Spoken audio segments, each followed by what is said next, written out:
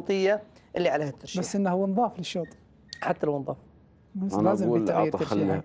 اعطه خليه يغير ترشيح. تم والله براش ما يبرد. تسلم. برشح مشكور. لا مشكور. تبي فشة الديبل؟ لا اجي خلني ولا خليك اي طيب خليك على الزاك. علمتك. توسطنا لك الحين. طيب عموما الزاك هو الابرز في الترشيحات. الزاك هو صاحب الشوط في مهرجان المؤسس وتوقيته الزمني 12/24/78 جزء من الثانية.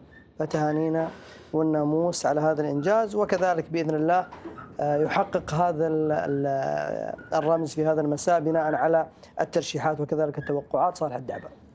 مثل ما ذكرت اخوي سالم، الزاك هو صاحب الرمز في مهرجان المؤسس، وهو اخطر المشاركين مع ظل وجود الذيب الحل في المركز الثاني على الرمز، وكذلك في ظل وجود عساف هجن المرخية، وكذلك في وجود برشم هجن الشقر. والاسماء هذه خطيرة، مع متوقع ظهور واحد من القعدان هذه وياخذ الرمز. لكن فشت الديبل انتقاله لهجن الشقب اللي داخله بأربعة أسماء دليل إن في اسم أيضا خطير في الشوط اللي هو برشم عند هجن الشقب تحت إدارة سالم بن جابر. يمكن هي يبغي يعزز يبي يعزز شعاره، أو يمكن هي يبغي يساند الزاك. بعد الزاك من الأسماء القوية وفي نفس المؤسسة. الذيب عند هجن الغرافة. الذيب وصيف الرمز من أخطر المشاركين. هو الاسم الوحيد. مشكور حاصل على المركز الثالث مؤسس، وحاصل على المركز الأول في تمهيدي السادس. فمشكور بيكون من أصعب الأسماء في هذا الشوط على الزاك. نعم اللي هو مشكور. يكون هو الأخطر. أنت بغيت ترشح الظاهر على الزاك. أنا والله شو الزاك ما ينترشح عليه قعود، لكن مشكور خطير. ولكن التوقيت الزمني بين الزاك وبين مشكور 6 ثواني أو 5 ثواني في مهرجان المؤسس. الهجن دائما الذيب أخطر بتوقيت الزمني وهذا، فأتوقع أن مشكور أنه بيكون اليوم هو من أخطر الأسماء على الزاك. بدل المرقاب ما كانت في يومها في مهرجان المؤسس، خصوصا في سن الثنايا. طيب في لحظة الليلة تشكل خطوة. الأخطر مشكور مثل ما قال مبارك. لا أنا الأخطر وصيف الذيب اللي هو الذيب هجن الغراف. وبعده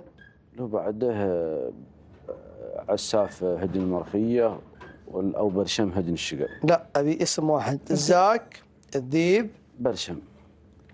اي نعم. الحيمر حاصل على المركز الرابع على الرمز. الحيمر. طيب أنت تقول الزاك الأخطر الآن. الأخطر على الزاك مشكور.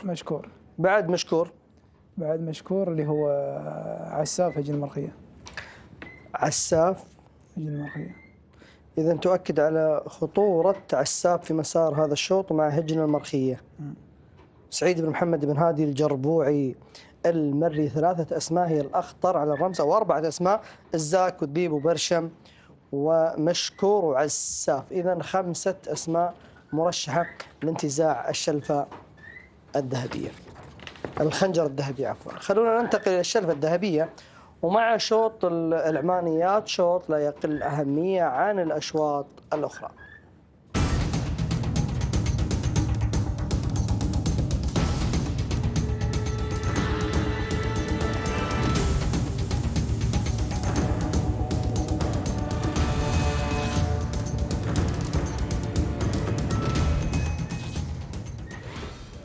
تسعة أسماء في مسار هذا الشوط. صفوة الصفوة وصال صاحبة الرمز موجودة، هي صاحبة الرمز وصال. التوقيت الأفضل. نعم، والتوقيت الأفضل 12/5/28 جزء من الثانية.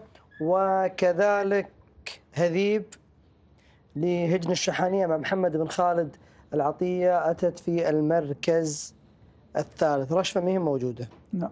طيب الترشيحات ذهبت مع وصال. كل الترشيحات ذهبت مع وصال صاحبة أفضل توقيت، وأيضا حاصلة على الشوط السابع في المحلي السادس، وكان توقيتها أيضا مميز 12/17/59 جزء من الثانية. أفضل توقيت في المحلي السادس أيضا في شوطها.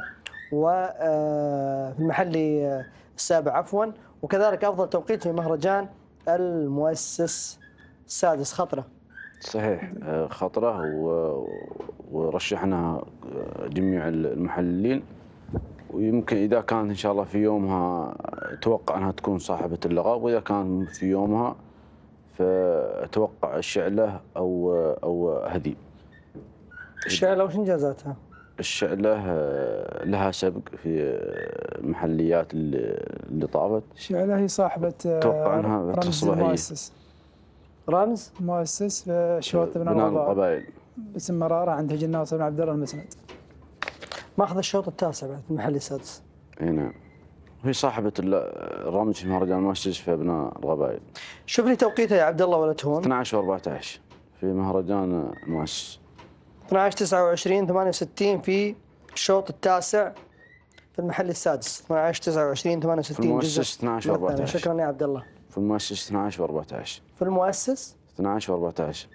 12 و14. اي نعم، مع ابناء القبائل. مع ابناء القبائل انتقلت ملكيتها.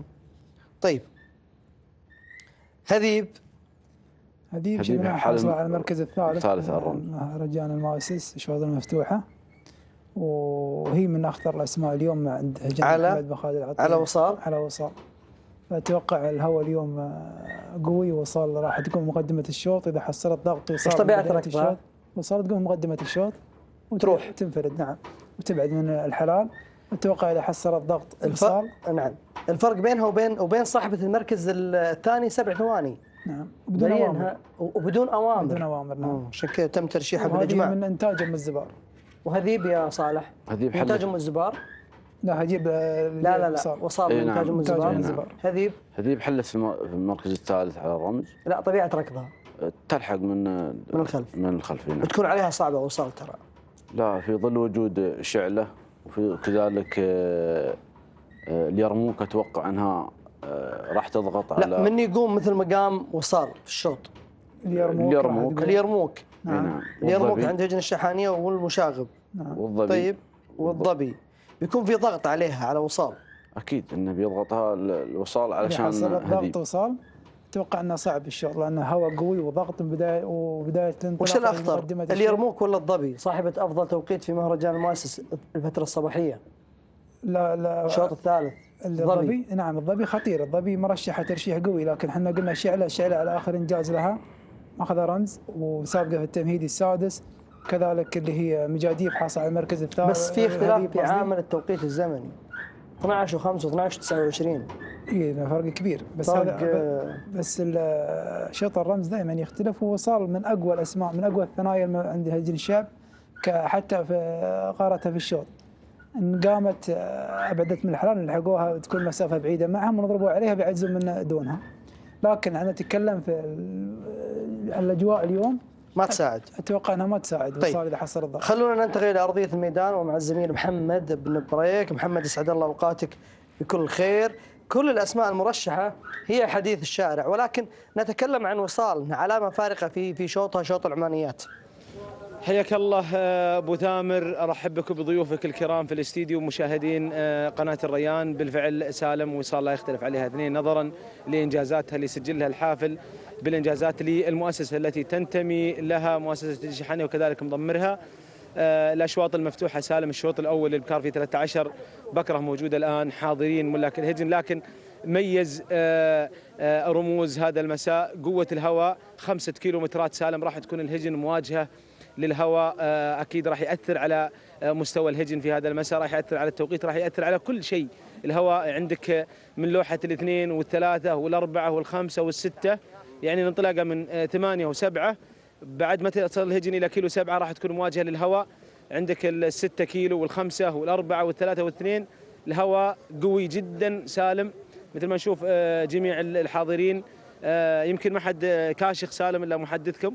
حاولت جاهدا في مثل ما تقول نحاول نمسك الغتره، لكن الباقيين بتشوف بعض الضيوف الان.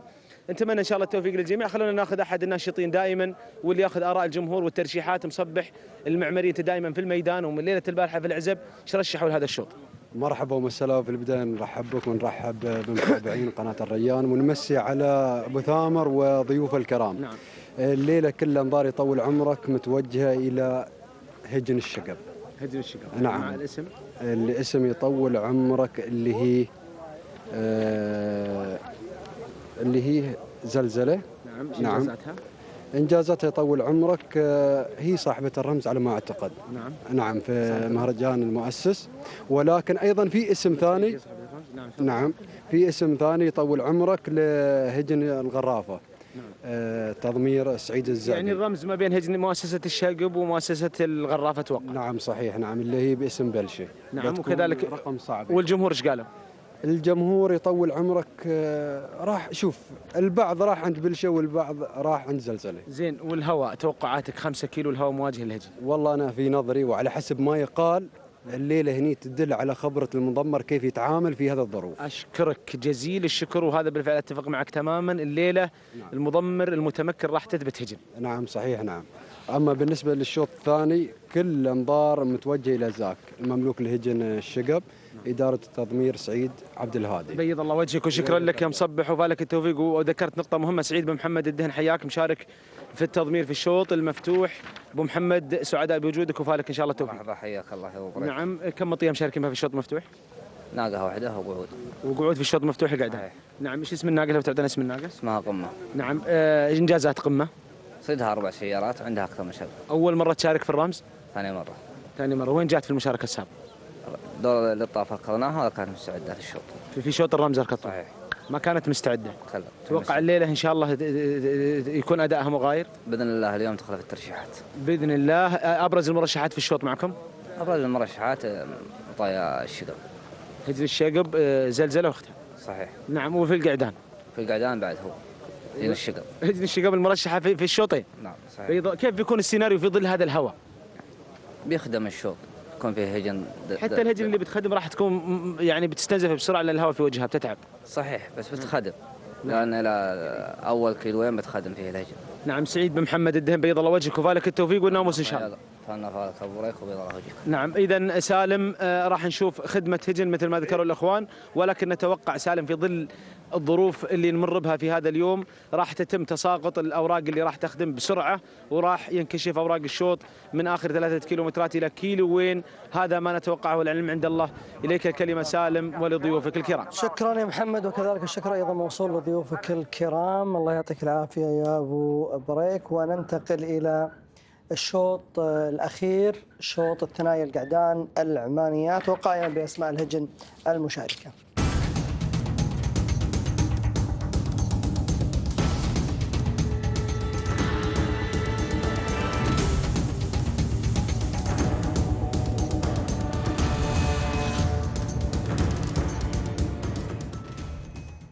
فشة الديبل مثل ما ذكرنا انتقل إلى الشوط المفتوح بناء على ما وصلنا من معلومات. إذا نقف على 7 أسماء في هذه القائمة، كل هذه الأسماء كفيلة بانتزاع الرمز. سالم بالأسود المحلل الفني لقنوات الريان في برنامج الريس، مسي عليه بالخير أبو محمد، يقول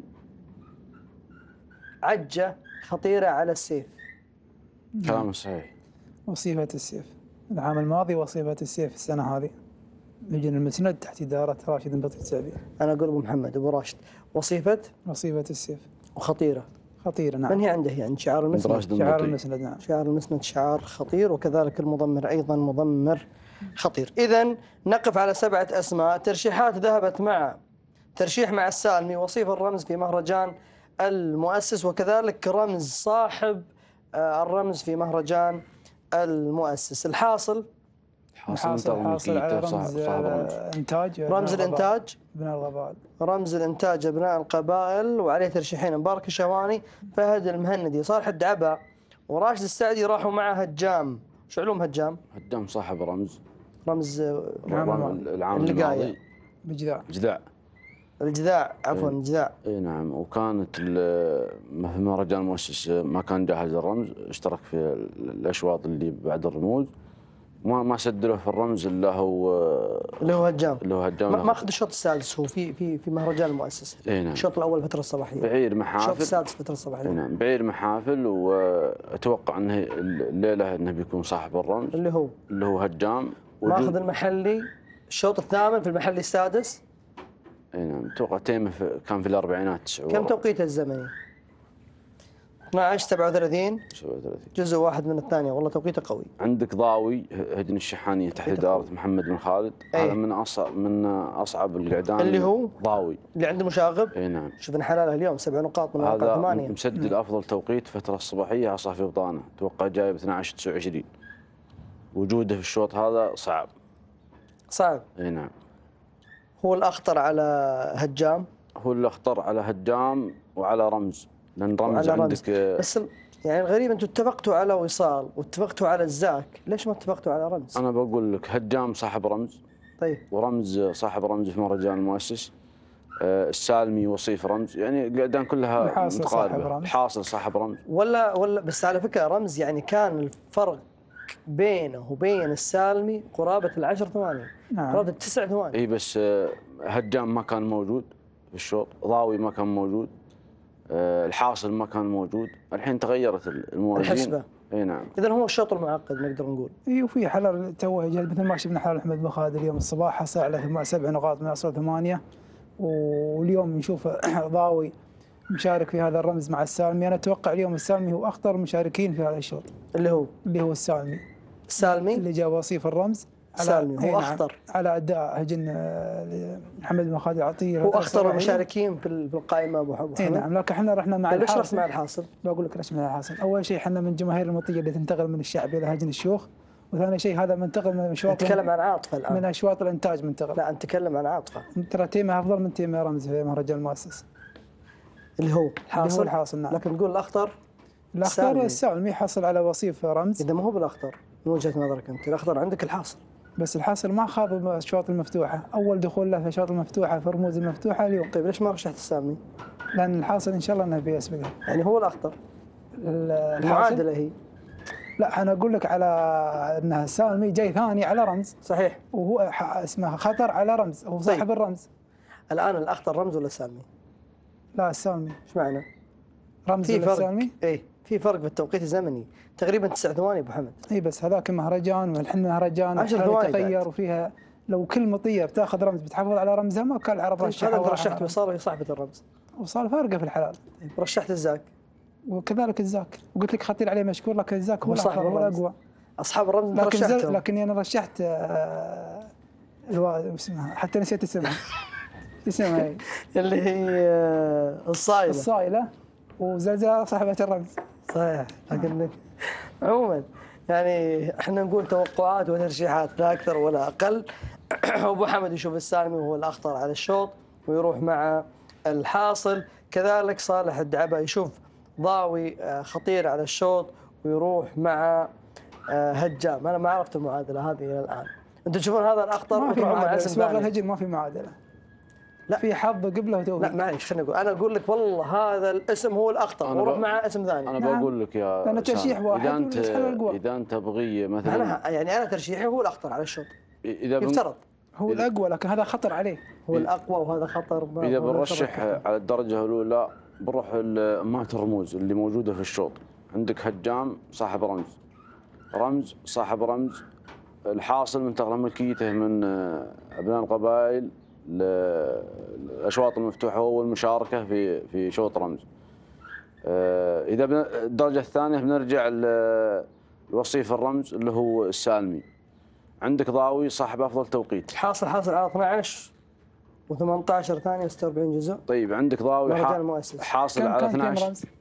كم التوقيت الزمني الرمز كم؟ الحين نعطيك المعلومات كامله. ضاوي المؤسس رمز 12 و23. والحاصل لا توقيت الحاصل هم عندي، توقيت الحاصل عندي 12 و18 في المؤسس. 46. ضاوي شدنا بخطورته لان القعود يسدد توقيت مميز وعصاه في بطانه، وقبلت اخوانه في العزبه مدي هذا طيب. توقعنا انه بيكون علامه فارقه في الشوط. يكون علامه نعم. فارقه. والله الشوط هذا بالذات فيه اختلاف. للداغ لهجن الغرافه شو علومه؟ الداغ له منافسات ووصيف سبق في التمهيديات، ويكون ان شاء الله انه على موعد. طيب ملهم سعادة الشيخ عبد الرحمن بن عبد الله بن عبد الرحمن كذلك ملهم حاصل على المركز الثالث في التمهيدي. حاصل على المركز الثالث نعم. التمهيدي. نعم، له منافسات طيبة. له منافسات طيبة. 7 أسماء وين راح تكون في الشوط يا صالح؟ فقط 7 أسماء. ايه بيكون اذا هجام والحاصل راح يكون في مقدمة الشوط. اي نعم. عندك كذلك ضاوي بتكون الهجام والحاصل، وضاوي بتكون شوف هجام حاصل على الشوط الثامن في المحل السادس، والحاصل حاصل على المركز الثالث على هجام تمهيدي في التمهيدي الشوط الثامن. نعم. المحل السادس. لكن هذا شوط رمز مو شوط تمهيدي. نعم، يعني صالح يقول يختلف الوضع الآن، أن هذا الشوط رمز، في الحاصل راح يكون عنده مستوى أفضل من مستوى هجام بناء على التوقعات وكذلك بس مو في مستوى، في وجهة نظري مو في مستوى هجام ولا رمز. اللي هو الحاصل. اللي هو الحاصل مو في مستوى. أتوقع أنها القعدان دي أقوى منه. هجام ورمز. اللي هي هجام ورمز أقوى من الحاصل. والسالمي كذلك أقوى قعدان عندك في الشوط هذا، هجام ورمز. هجام صاحب رمز ورمز صاحب رمز. ورمز صاحب رمز في مهرجان المؤسس. الأخطر احنا ما نقدر نقول ان الحاصل هل هو اقوى منها اللي هي مستواه، لانه ما دخل معهن في شوط الرموز. الحاصل شفناه في دخل مع هجام. دخل مع هجام في شوط تمهيدي، هذا شوط تجهيزي. ما حد راح يخلي النمس في تمهيدي ولا في رمز. لا شوف باخذه بس الحاصل يوم جاء ثالث من اللي قدامه ومات في نفس العزبه، يعني الناموس موجود ان شاء الله. فاليوم راح يكون شوط رمز، راح يكون شوط جر، بعدين الحاصل يقوم بمقدمه الشوط، يدفع ويخر القعود. اذا حصل ضغط ما ينضغط. الحين يدفع ولا يخر؟ لا يدفع، ولا حصل ضغط ما يستفز القعود، عادي. اذا تعدى الحلال هو على مساره في الشوط، ولا احتاجه مضمره، انهى نهايه قويه مثل ما شفناه. هجام كذلك يقوم في مقدمه الشوط، بيكون هجام هو بيقوم قدام الحاصل. طيب ضاوي شلون طبيعه ركضه؟ يقوم بعد في المقدمه. نعم. والسالمي يخر، هو رمز، يعني بتكون في مقربه من القعدان اللي بتكون تصدره. ضاوي صاحب الشوط الرابع في المؤسس. نعم. الفتره الصباحيه. على توقيته زين بعد 12:27. على توقيت ضاوي اللي سجله في مهرجان المؤسس، اتوقع انه بيكون خطر على الشوط. 12:27. اي نعم. وتقارنه مع رمز فرق 4 ثواني. عصاه في بطانه ضاوي كان. وعصاه في البطان. والله خطير. وما حصل ضغط، شوط سياره وهذا شوط رمز في ضغط. يختلف. اي طبعا يختلف. عصاه في بطانه يوم خذ السياره كان عصاه في بطانه ما حصل ضغط. بس هي 27. اي 27 عصاه في بطانه. لو حصل ضغط كان بيجيب. ايوه هذا الكلام يعني. الا اذا كان فيه يعني استنزاف للطاقه، وهذا يحد من المستوى شوي. فاتوقع ان ضاوي بيكون خطير، والسالمي وكل الاسماء هذه خطيره. احنا رشحنا اسم تكلموا عن هجام وعن الرمز والحاصل والسالمي وضاوي، هي الاخطر في مسار الشوط. نعم هذه كلها اسماء. المنافسه راح تكون بين المؤسسه العملاقه هجن الشحانيه باختلاف المضمرين بناء على توقعات صالح الدعبه وكذلك مبارك بن تريحيب. منافسه على اشدها في مسار هذه الاشواط، فلهم التوفيق باذن الله. احنا ايضا يمكن وصلنا معكم لختام هذه التغطية مشاهدينا مستمعينا الكرام. نذكركم بأشواط الغد، سوف نكون على موعد مع 8 أشواط، هي أشواط الفترة الصباحية لأبناء القبائل، 17 شوط ولمسافة 8 كيلو مترات لسن الحيل وزمول الأشواط العامة. والفترة المسائية راح يكون عندنا رمزين، الخنجر الفضي والشلفة الفضية، رمزين الإنتاج. وهناك أيضا 10 أشواط في هذا اليوم الغد بإذن الله. نتمنى التوفيق لجميع المشاركين، وننتقل معا إلى أرضية الميدان لنتابع هذه الانطلاقة. شكرا لمحللينا الكرام، والشكر أيضا موصول لكم مشاهدينا المستمعين الكرام مني ومن فريق العمل. إلى اللقاء.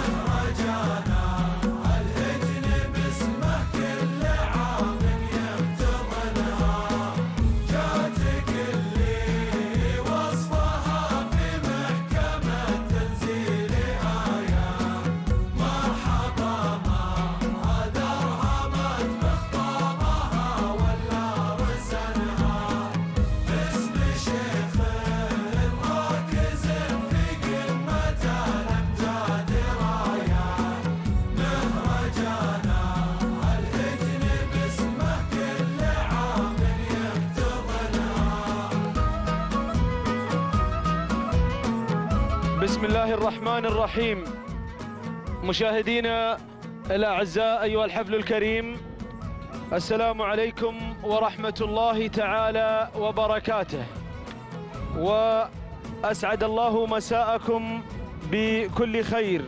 نحييكم من هنا من أرضية ميدان الشحانية لسباقات الهجن العربية الأصيلة، حيث نتواصل مع حضراتكم في تاسع أيام هذا المهرجان السنوي الكبير لسباقات الهجن العربية الأصيلة، مهرجان صاحب السمو الأمير الوالد الشيخ حمد بن خليفة آل ثاني، في هذا اليوم يوم الأحد 26 من يناير لعام 2020 الأول من جمادى الثانية لعام 1441 للهجرة.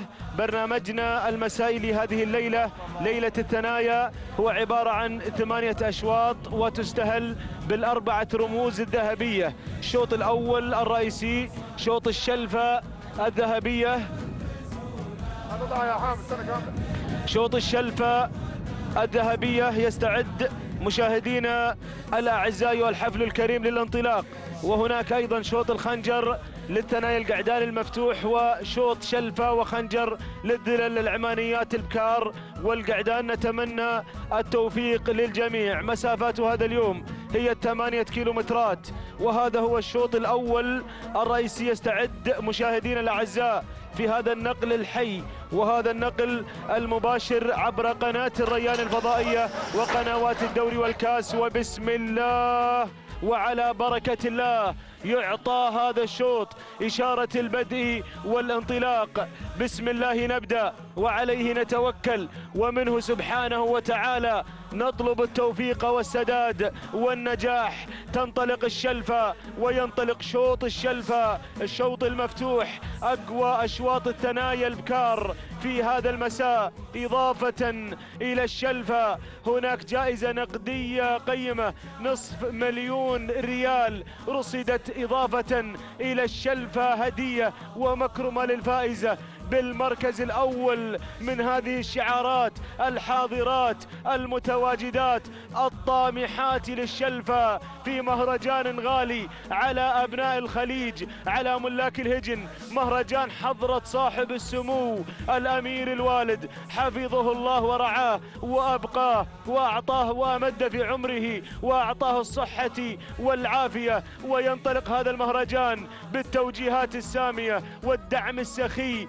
واللا محدود بل منقطع النظير من سيدي حضرة صاحب السمو الشيخ تميم بن حمد آل ثاني أمير البلاد المفدى، أمير القلوب، يحفظه الله ويرعاه من كل سوء ومكروه. تشارك في هذا الشوط بلشة، الذيبة، نوف، العنود، زاهية من هجن الغرافة التي تشارك بثقلها وترمي بثقلها في هذا الشوط المفتوح. أيضا زلزلة، الخزامة الخزامة وصف الطوق واليكة من هجن الشقب، الصايلة، غالية، طلعة لهجن المرقاب، قمة من هجن المرخية، وظن لسعادة الشيخ خليفة بن عبد العزيز آل أحمد آل ثاني. إذن 14 اسم حاضر ومتواجد في شوط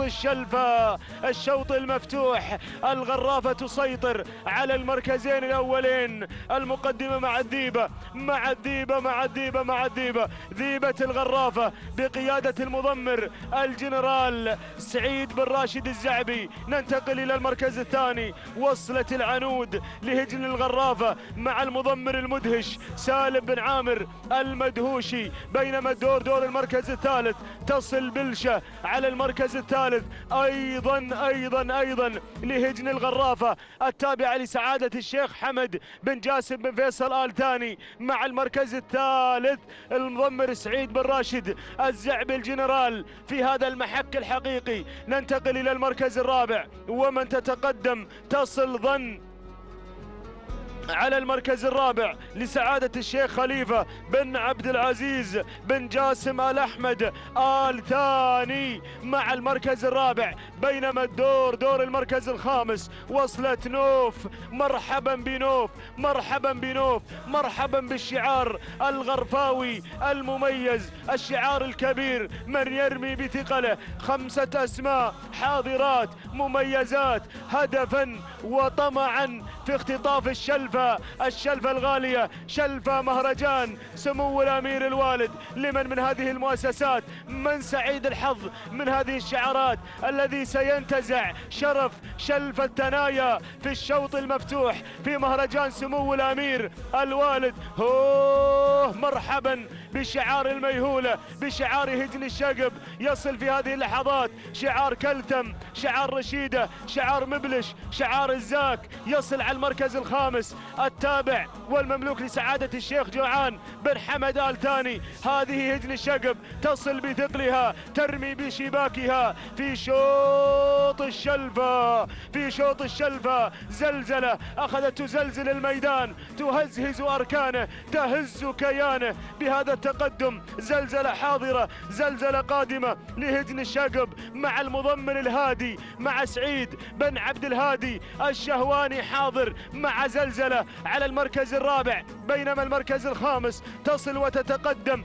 قمة في هذا الشوط، القمة تعود ملكية قمة لهجن المرخية مع سعيد بن محمد بن هادي الدهن في عملية التضمير. الله، العودة إلى التغيير، العودة إلى التغيير. ظن خطفت الأضواء، خطفت المقدمة، خطفت الصدارة، خطفت الشلفة. هي تمتلك الشلفة في هذه اللحظات من عمر هذا الشوط. الله يظن على المركز الأول لسعادة الشيخ خليفة بن عبد العزيز بن جاسم آل أحمد آل ثاني مع المركز الأول مع صدارة الشوط. يا سلام، زلزلة غيرت، زلزلة غيرت، زلزلة غيرت. خطفت المركز الأول وهي تستهدف وتستهدف. زلزلة هجن الشقب مع المركز الأول. حكم أعصابك يا الهادي، فأنت مع صاحب حاملة اللقب راعية الشلفة. أرى هذا الموكب الذي يستهدف. زلزلة في هذا الشوط، تحركت زلزلة وتحركت خلفها وبمعيتها ومعها الشعارات. تحركت الشعارات محاولة جاهدة الامساك بزلزلة وعدم فرارها وعدم ابتعادها. زلزلة تتقدم كالبطل بوشاحه، تتوشح بالشلفة، تتسلح بالشلفة. في المهرجان الماضي مهرجان المؤسس الشيخ جاسم بن محمد بن ثاني طيب الله ذراه، هي صاحبة الشلفة في الشوط المفتوح. وبالتالي الهادي فهي مستهدفة الليلة، فهي مستهدفة من جميع الشعارات، من جميع المضمرين، من جميع المسايرين. هذه زلزلة على المركز الأول بشعار هجن الشقب، تسيطر على المركز الأول، تستهدف وتستهدف، متوشحة متسلحة بالشلفة في أقوى أشواط المساء، في أحنك الظروف، مواجهة الرياح العاتية ومواجهة ضغط الشوط في هذا الشوط المفتوح. محك المضمرين، اختبار المضمرين، اختبار الهجن. وأرى هذا العدد الهائل على 10 المراكز المتقدمة الأولى. الشعار الغرفاوي يغزو المقدمة ب3 أسماء. ما زالت زلزلة على المركز الأول، البطلة المرشح الأبرز تسيطر على المقدمة. ضغط غرفاوي، بدأ الضغط الغرفاوي على زلزلة، محاولا الشعار الغرفاوي استنزافها وتتقدم في هذه اللحظات. احدى مقاتلات الغرافة انطلقت الديبة، تحركت الديبة لهجن الغرافة لتستلم المركز الأول مع الجنرال، مع سعيد بن راشد الزعبي. زلزلة على المركز الثاني، حاملة اللقب مع المركز الثاني لهجن الشقب بقيادة الهادي في شوط غير هادي، في شوط متلاطم، في شوط متلاطم. يا الهادي دير بالك، حكم أعصابك يا سعيد يا بن عبد الهادي يا الشهواني. المركز الثالث وصلت بلشة في هذه اللحظات لهجن الغرافة مع الجنرال سعيد بن راشد الزعبي، يقدم اسمين في هذا الشوط أو 3 أسماء. نوف يا الجنرال، نوف نوف نوف نوف نوف، عندها علوم، نوف عندها تحت راس نوف أخبار وتحديات ومفاجآت في شوط الشلفة مع المركز الرابع نوف لهجن الغرافة مع سعيد بن راشد الزعبي المركز الخامس. وصلت في هذه اللحظات وانطلقت على المركز الخامس اللي يكه لهجن الشقب مع سالم بن جابر بن جبران المضمر البطل مضمر تيهة، يصل مع المركز الخامس، يصل يتقدم بن جبران مع هجن الشقب. ولكن أعود إلى زلزلة من تنطلق والعصا في الإبطان. زلزلة حاملة اللقب راعية الشلفة مع المركز الأول الديبة الشعار الغرفاوي يهاجم باسمين بالديبة وكذلك بنوف. نوف يا نوف يا نوف يا نوف، تحركت نوف ملاحقة زلزلة على المركز الأول، زلزلة الشوط، زلزلة بهذا التقدم. الله، حايل قدهي تشوش الريح الزعفران، باقي نترة من العام في عذنونها. تعودت زلزلة على الزعفران، تعودت على النواميس، تعودت على الرموز الذهبية. هل تضيف الرمز الثاني على التوالي في المهرجان الثاني من خلال شهرين متواليين أو أقل من شهرين؟ هذه زلزلة مع المضمر الهادي هجن الشقب مع المركز الأول. نوف، طارت نوف وطارت زلزلة إلى هجن الشقب أو إلى هجن الغرافة. معركة غرفاوية وهجن الشقب، زلزلة ونوف، الجنرال والهادي في معركة وجها لوجه جنبا إلى جنب. زلزلة حاملة اللقب المرشح الأبرز ونوف المفاجآت نوف وزلزلة ونوف الشلفة ياهو شوط الشلفة الذهبية في مهرجان سمو الأمير الوالد. هذه الشلفة الغالية علينا جميعا، على المضمرين، على المؤسسات. كيلو ونصف الكيلو الغرافة مع الشلفة تبرق العيون تراقب الشلفة تلمع والعيون تدمع. هذه نوف يا أهل الخير والمعروف، سلموني على الغالي، اسمها من 3 حروف، يا عذابي وغربالي. نوف يا عذابي يا نوف، عذبت المتابعين، عذبت المشاركين بهذا الانطلاق. نوف الغرافة مع الشلفة. هل يفعلها الشعار الغرفاوي الكبير، الشعار التاريخي، شعار هجن الغرافة مع المركز الأول مع نوف؟ معك يا الجنرال، وصلت زلزلة، وصلت راعية الشلفة مع المركز الثاني لنفتتح الكيلومتر الأخير. أيضا هجن المرخية تصل مع قمة على المركز الثالث مع محمد بن سعيد الدهن يتابعها في التضمير. أيضا وصلت في هذه اللحظات بلشة وتصل في هذه اللحظات أيضا اليكة لهجن الشقب. التحقت الأسماء، التحقت الشعارات والتحمت. نوف يا الجنرال، نوف يا الجنرال، نوف. زلزلة قمة تصل هجن المرخية مع محمد بن سعيد الدهن. هجن الغرافة تصل، بلشة الغرافة واليكة مضمر تيها يصل. هجن الشقب تصل، هجن الشقب اليكة وقمة اليكة. هجن الشقب هجن الغرافة هجن المرخية. ياهي شلفة معركة طاحنة. بلشة أبلشتهم بلشة. الشعار الغرفاوي شعار سعادة الشيخ حمد بن جاسم بن فيصل آل ثاني. وسلام يا الغرافة، سلام يا الغرافة، سلام يا الجنرال سلام. سعيد بن راشد الزعبي يستاهل الشعار الغرفاوي ويستاهل سعادة الشيخ حمد بن جاسم بن فيصل آل ثاني. الشلفة الذهبية، الشلفة الغالية إلى الغرافة، تمسي في الغرافة تهانينا والناموس لهجن الغرافة ولداعمي هذا الشعار ومالك هذا الشعار سعادة الشيخ حمد بن جاسم بن فيصل آل ثاني وأنجاله الكرام. وسلام يا الغرافة سلام. الشلفة إلى هجن الغرافة وإلى المضمر القدير الجنرال سعيد بن راشد الزعبي تهانينا والناموس على انتزاع الشلفة الذهبية في الشوط المفتوح. المركز الثاني وصلت اليكة لهجن الشقب مع سالم بن جابر بن جبران. المركز الثالث وصلت قمة لهجن المرخية مع سعيد بن محمد بن هادي الدهن. المركز الرابع وصلت نوف من هجن الغرافة مع سعيد بن راشد الزعبي. المركز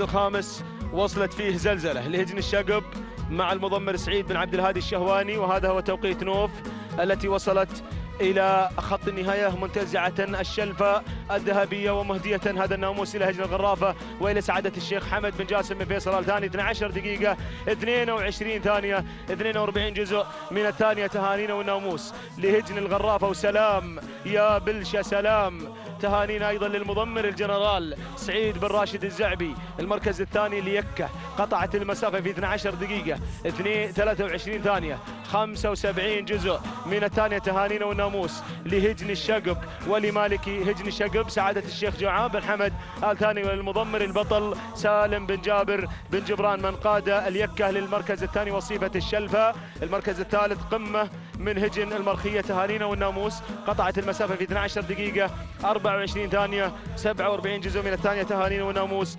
لهجن المرخية على فوز قمة بالمركز الثالث. وأهنئ المضمر من قاد قمة سعيد بن محمد الدهن وأشكره على التصريح الذي صرح لقناة الريان بأن قمة ستكون في دائرة الثلاثة المراكز الأولى وفي دائرة الترشيح. تهانينا للمضمر سعيد بن محمد الدهن ولجميع الفائزين. مشاهدينا الأعزاء تتواصل الأشواط. الشوط القادم هو شوط الخنجر الذهبي، ينطلق في هذه اللحظات شوط الخنجر الذهبي المفتوح. وأرحب بأخي وزميلي مطلق بن علي العنزي.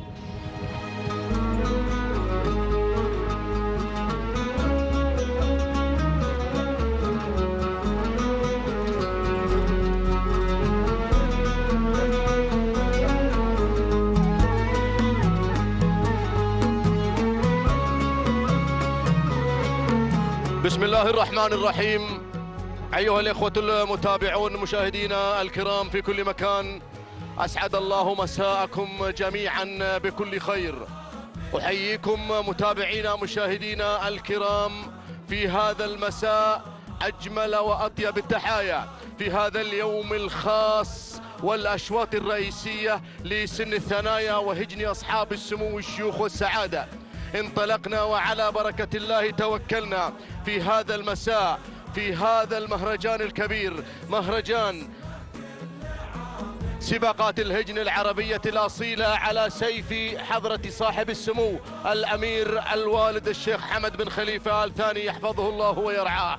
ننطلق مع هذا المساء بعد أن نهني سعادة الشيخ حمد بن جاسم بن فيصل آل ثاني مالك هجن الغرافة وأنجاله الكرام على تحقيق بلشة لناموس الشوط الأول الرئيسي، ناموس الشلفة الذهبية التي خطفها الشعار الغرفاوي الكبير مهديا سعادته هذا الناموس الأروع والأجمل والأحلى في هذا العالم الساحر. انطلقنا يا متابعين حيث تحيا هذه الرياضة بإحياء أبناء هذه الرياضة وعشاق هذه الرياضة العربية الأصيلة للمنافسات الذهب في هذا اليوم. ننطلق مع هذا المسار مع شوط الخنجر الذهبي المفتوح لسن الثنايا القعدان. يا سلام، انطلقت هذه الأسماء، أقوى سبق الخليج على الإطلاق، فحول المستقبل، بنوك الإنتاج تنطلق اليوم باحثة عن ماذا؟ باحثة عن الذهب لتهدي لعراقتها وأيضا دمائها الناموس الأصيل اليوم مع هذا المسار، مسار 8 كيلومترات. ننطلق ونتابع هذه الأسماء يا أخواني. الشوط القعدان، شوط القعدان الرئيسي انطلق على بركة الله، وانطلقت الأسماء واندفعت الشعارات في هذا المسار. نبدأ مع المركز الأول مع صدارة ومقدمة الشوط شعار المرخية، ينطلق مع عساف اللي ينطلق في هذا المسار على مستوى المركز الأول. عساف الهجن المرخية وبقيادة من؟ سعيد بن محمد بن هادي الدهن المري على المركز الأول يقود الأسماء، ينطلق في صدارة ومقدمة الشوط. المركز الثاني مرحبا بالذيب، الذيب شعار بلشة اللي خذت الشلفة قبل شوي، اللي خذت الشلفة بشعار الغرافة، اللي ينطلق على المركز الثاني بشعار سعادة الشيخ حمد بن جاسم بن فيصل آل ثاني وأنجاله الكرام. وهذا الذيب اللي ينطلق بالمركز الثاني بمتابعة من؟ الجنرال سعيد بن راشد الزعبي خاطف الشلفة قبل لحظات مع بلشة. المركز الثالث هنا الحيمر على المركز الثالث بشعار هجن المرقاب، والمضمر هو سعود بن علي بن حمد بن خليفة المحاربي على المركز الثالث. المركز الرابع رقم 10 على المركز الرابع. المركز الرابع الذيب لسعادة الشيخ مشعل بن عبد الله بن عبد الرحمن آل عبد الرحمن. الثاني المضمر هو هادي بن جار الله بن علي بن جار الله. المركز الخامس فشت الديبل اللي غير إلى المركز الرابع بشعار هجن الشقب، والمضمر هو سالم بن جابر بن محسن الجربوع المري هو بن جبران، ينطلق على المركز الخامس. هذه النتيجة المبدئية يا أخواني، أول إعلان، أول نداء، أول أسماء، 5 نجوم، 5 شعارات، 5 أبطال، 5 أسماء ذهبية تنطلق اليوم في مسار الناموس. يا سلام، الخنجر لمن في ميدان الشحانية في هذا المهرجان الأكثر من رائع. يومنا التاسع، يوم الأفراح الشحانية، أفراح الشحانية في هذا المهرجان الكبير والتنظيم الأكثر من رائع. شكرنا وتقديرنا لسعادة الشيخ حمد بن جاسم بن فيصل آل ثاني رئيس اللجنة المنظمة لسباقات الهجن على التنظيم الأكثر من رائع، وشكرنا أيضا لسعادة نائبه عبد الله الكواري، وشكرنا موصول أيضا للمميز هنا في ميدان التحدي المميز مبارك البادي. يا سلام، شعلة النشاط في ميدان الشحانية يا أخواني. هذه لحظات الناموس لمن من هذه الأسماء. عندنا الخنجر الذهبي عند خط النهاية ينتظر واحد بس، واحد من هذه الأسماء، واحد من هذه الأسماء المميزة، واحد اللي بياخذ الخنجر، واحد بنهنيه الناموس من هذه الشعارات العملاقة.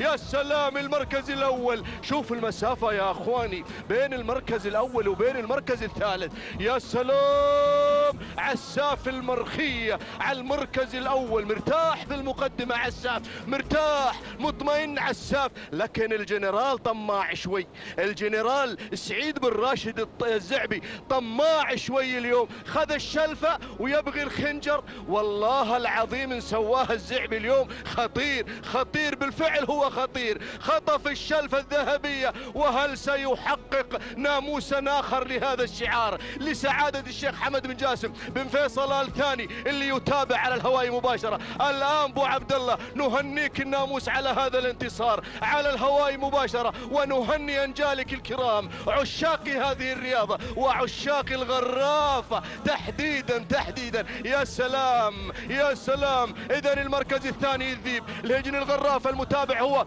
سعيد بن راشد الزعبي. والمركز الثالث، المركز الثالث يتواجد وينطلق فشت الديبل على المركز الثالث بشعار هجن الشقب على المركز الثالث. والمضمر هو من؟ هو سالم بن جبران. المركز الرابع، المركز الرابع ينطلق على المركز الرابع إلى حيمر علي هجن المرقاب. والمضمر هو سعود بن علي المحاربي، يقدمه ويقدم صاحب المركز الخامس أيضا، يقدم مشكور بشعار هجن المرقاب على المركز الخامس.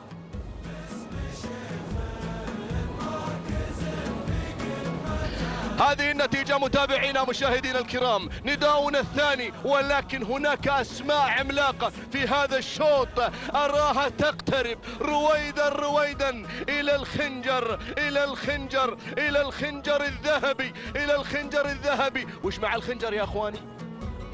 400,000 ريال قطري، 400,000 ريال لصاحب المركز الأول كهدية مع الخنجر. يا سلام، يا له من ناموس يا أخواني، يا لها من جائزة ضخمة ضخمة ضخمة ضخمة. هذه الجوائز التي تدعم بها هذه الرياضة العربية الأصيلة. شكرا لمقام سيدي حضرة صاحب السمو الشيخ تميم بن حمد بن خليفة آل ثاني أمير البلاد المفدى على الدعم اللامنقطع لهذه الرياضة العربية الأصيلة. عشاق الأصالة في الخليل يتواجدون يا سيدي هنا في ميدان التحدي، يتواجدون يتنافسون مع هذه الرياضة العربية الأصيلة، يستمتعون ويفوزون. الكل فائز في الشحانية، الكل فائز في ميدان التحدي، الميدان الأروع، الميدان الأجمل، الميدان الأضخم بجوائز بما قدم من سيارات في هذا الموسم، قرابة 1000 سيارة لهذه الرياضة العربية الأصيلة. يا سلام،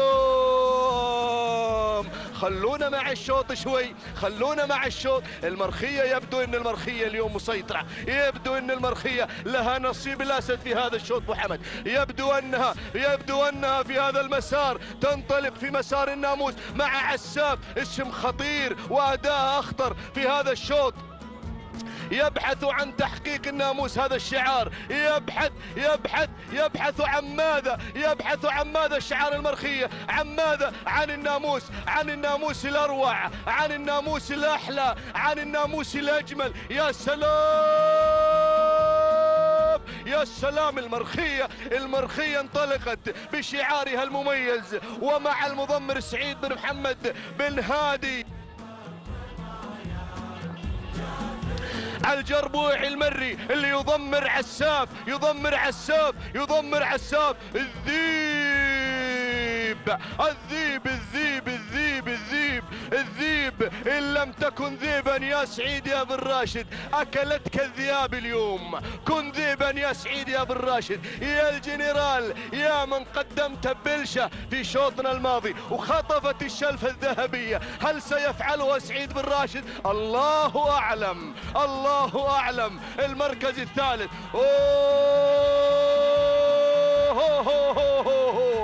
رحبوا بزاك، رحبوا بزاك، رحبوا بزاك، رحبوا بزاك. شعار هجن الشقب، هذا هو البطل في مهرجان المؤسس، خاطف الخنجر الذهبي، خاطف الخنجر الذهبي في مهرجان المؤسس.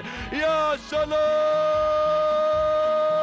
انطلق بالمركز الثالث بشعار الشقب الذي يعود لسعادة الشيخ جوعان بن حمد بن خليفة آل ثاني، والمضمر الهادي اللي اليوم هادي، اليوم هادي، اليوم هادي سعيد بن عبد الهادي الشهواني، الشهواني. المركز الرابع شعار المرخية، ولكن ولع الشوط، ولع الشوط المرخية، ولع الشوط المرخية. عساف يا عساف، يا عساف، يا عساف، يا عساف المرخية، يا عساف المرخية. المرخية تحتفل، المرخية تحتفل. احتفلوا يا شعار المرخية، احتفلوا مع هذا الاسم الذي يعود لسعادة الشيخ عبد الرحمن بن جاسم آل ثاني. هذا الشعار الكبير، هذا الشعار المثير. خطف الخنجر، راح بالخنجر للمرخية، للمرخية لسعادته القائد والمتابع لهذا الشعار سعيد بن محمد بن هادي الدهن المري. خطف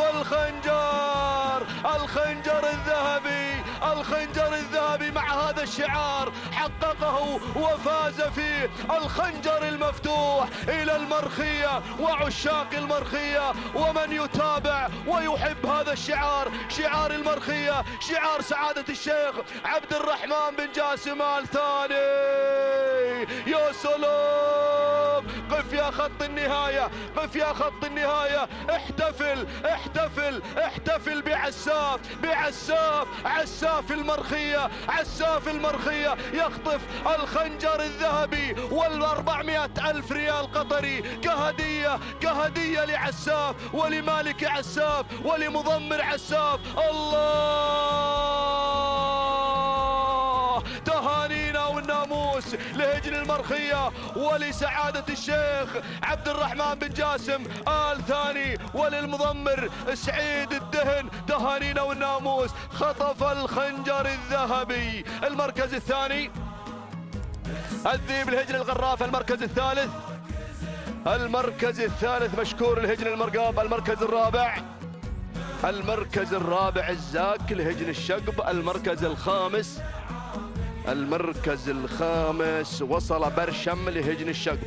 متابعينا مشاهدينا الكرام، منافسة ولا أروع. حضر شعار المرخية حضورا ذهبيا بطعم غير، بنكهة أخرى في هذا المساء، مهديا سعادة الشيخ مالك هجن المرخية سعادة الشيخ عبد الرحمن بن جاسم آل ثاني ناموسا ولا أروع. محقق الذهب، حقق الناموس، حقق الانتصار، فاز بالذهب سعادته، فاز شعار المرخية بناموس ولا أروع اليوم مع الخنجر الذهبي. تهانينا والناموس الهجن المرخية على فوز عساف بالخنجر الذهبي. التوقيت الزمني 12 دقيقة 46 ثانية 93 جزء من الثانية. تهانينا لسعادة الشيخ عبد الرحمن بن جاسم آل ثاني مالك هجن المرخية، وتهنئة خاصة للسيد المضمر سعيد بن محمد الدهن المري على فوز عساف بالخنجر الذهبي. تهانينا والناموس. الذيب مع مضمر بلشة وبالشعار بلشة، شعار سعادة الشيخ حمد بن جاسم بن فيصل آل ثاني مالك هجن الغرافة وأنجاله الكرام. حقق المركز الثاني كوصيفا لعساف بالمركز الثاني 12 دقيقة 49 ثانية 64 جزء من الثانية. هذا هو الذيب، والمضمر هو الجنرال المضمر سعيد بن راشد الزعبي. تهانينا والناموس. المركز الثالث من الجانب الآخر رقم 7 مشكور لهجن المرقاب بمتابعة سعود بن علي بن حمد المحاربي. التوقيت الزمني 12 دقيقة 51 ثانية 64 جزء من الثانية. تهانينا والناموس على هذا الفوز المستحق. إذن الخنجر الذهبي والشوط الرئيسي المفتوح يذهب لهجن المرخية ولسعادة الشيخ عبد الرحمن بن جاسم آل ثاني مالك هذه الإمبراطورية الذهبية الليلة، وناموس ولا أروع يهدى للمرخية وعشاقها بمتابعة المضمر سعيد بن محمد الدهن المري. تهانينا والناموس. بسم الله الرحمن الرحيم، بسم الله نبدأ وعليه نتوكل، ومنه نطلب السداد والتوفيق والنجاح، فأعنا يا رب العالمين. متابعينا الكرام، أسعد الله مساكم وجميع أوقاتكم بكل خير. مساء الذهب، مساء الرموز، مساء الأشواط الكبيرة. هنا على بركة الله ينطلق شوطنا الثالث للثنايا الابكار العمانيات، ومن مسافة 8 كيلومترات. جائزة هذا الشوط الشلفة الذهبية، إنها الشلفة بالانتظار للفايز بالمركز الأول 10 أسماء مشاركة في هذا الشوط من أجل الناموس ومن أجل الانتصار. اليرموك، الكايدة، مجاديف ومذيار، وصال وهذيب، أزهمة والظبي، وأيضا شعلة. متابعينا الكرام، انطلقت هذه الأسماء الكبيرة، اندفعت هذه الشعارات المثيرة على أرضية هذا الميدان للبحث والتنقيب عن الذهب. أتقدم مباشرة مع وصال مع المركز الأول هنا بشعار هجن الشحانية. جابر بن سالم بن جابر بن فاران المري يقدم لنا وصال على أول الأسماء، على أول التحديات. المركز الثاني هنا الظبي على ثاني الأسماء، هجن الشحانية محمد بن خالد بن عبد الله العطية الذي يقدم لنا الظبي على ثاني المراكز. المركز الثالث متابعينا مشاهدينا الكرام، ثالث الأسماء تصل مذيار مع المركز الثالث، هجن الشحانية. جابر بن سالم بن فاران المري يقدم لنا مذيار على ثالث الأسماء. المركز الرابع هنا هذيب على رابع الأسماء، هجن الشحانية محمد بن خالد بن عبد الله العطية يتقدم المشاغب هنا مع هذيب على رابع الأسماء. المركز الخامس هنا التغيير من قبل شعلة، هجن الشحانية محمد بن خالد بن عبد الله العطية غيرت مع المركز الرابع. وأيضا أرى الكايدة تتقدم مع المركز الخامس، هجن الشحانية سالم بن فاران المري الذهبي في التضمير من يقدم لنا الكايدة مع المركز الخامس. هكذا كانت النتيجة متابعينا مشاهدينا الكرام للخمسة المراكز المتقدمة والمنطلقة في هذا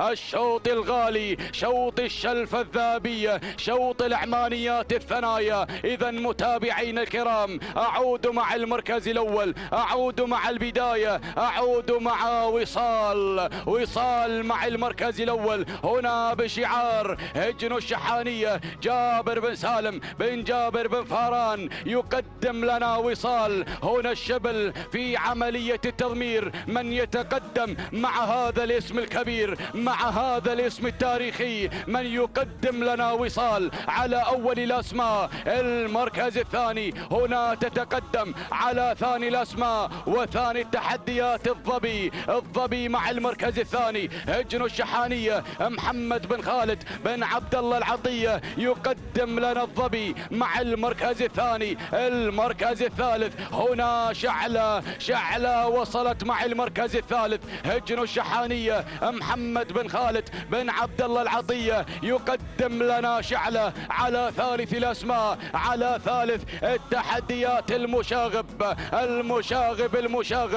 يتقدم هنا مع المركز الثالث. المركز الرابع تصل مذيار، تتقدم مذيار على رابع الأسماء، على رابع التحديات هنا بشعار هجن الشحانية. جابر بن سالم بن فاران المري شبل المضمرين يتقدم مع المركز الرابع، يتقدم مع رابع الأسماء هنا مع مذيار. وصلت في هذه اللحظات الكايدة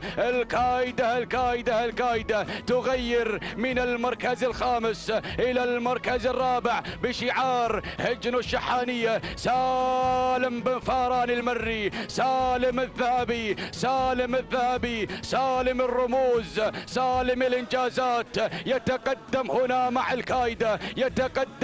مع الكايدة، ومع هذا الشعار التاريخي هنا الشعار هجن الشحانية، الشعار الأدعم. هنا تتقدم على خامس الأسماء، تصل متابعينا مشاهدينا الكرام، تصل هذيب واصلة بشعار هجن الشحانية محمد بن خالد بن عبد الله العطية. نداؤنا الثاني للخمسة المراكز المتقدمة أتممناه على مسامعكم، ولكن متابعينا الكرام أعود مع المركز الأول، أعود مع البداية، أعود مع الصدارة. هنا وصال مع المركز الأول، وصال مع البداية، هجن الشحانية. جابر بن سالم بن فاران المري يقدم لنا وصال على أول الأسماء، على أول التحديات، ولكن يا الشبل وصلت تحديات الكايدة على ثاني الأسماء، على ثاني التحديات هجن الشحانية سالم بن فاران المري من يقدم لنا الكايدة على ثاني المراكز. المركز الثالث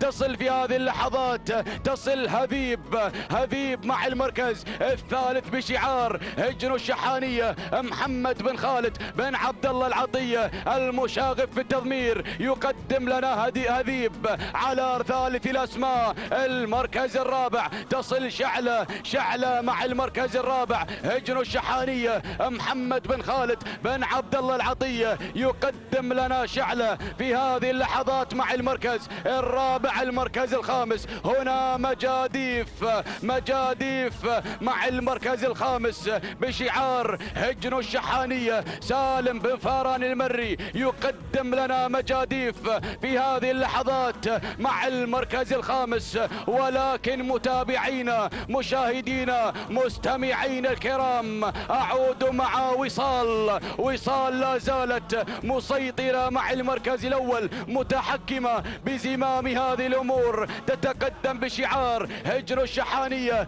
الشعار الأدعم هنا يتقدم مع وصال. جابر بن سالم بن فاران المري يقدم لنا وصال على أول الأسماء. الشبل في هذه اللحظات المركز الثاني. متابعينا مشاهدينا الكرام المركز الثاني تصل الكايدة مع المركز الثاني هجن الشحانية. سالم بن فاران المري يقدم لنا الكايدة. هنا الذهبي في التضمير يتقدم هنا مع الكايدة على ثاني الأسماء، على ثاني التحديات. المركز الثالث تصل في هذه الأثناء تتقدم شعلة تغير من المركز الثالث إلى المركز الثاني وفي طريقها إلى المركز الأول هجن الشحانية. محمد بن خالد بن عبد الله العطية يقدم لنا شعلة وأيضا يصل الدعم من قبل هذيب هجن الشحانية. محمد بن خالد بن عبد الله العطية المشاغب يقدم لنا هذيب وأيضا يقدم لنا شعلة على المركز الثاني والثالث. المركز الرابع الكايدة هجن الشحانية من يضمر الكايدة سالم بن فاران المري. وصلت في هذه اللحظات، وصلت هنا مجاديف هجن الشحانية. سالم بن فاران المري يقدم لنا مجاديف على خامس الأسماء. ولكن متابعين الكرام حد شاف لي وصال انطلقت هنا مع المركز الأول. الله يا وصال تتقدم مع المركز الأول، تتقدم مع البداية هنا بشعار هجن الشحانية. جابر بن سالم بن فاران المري يتقدم هنا الشبل، هنا صاحبة الشلفة في مهرجان المؤسس تنطلق مع المركز الأول، تنطلق مع البداية، تنطلق مع الصدارة هنا بشعار هجن الشحانية. الشعار الأدعم 2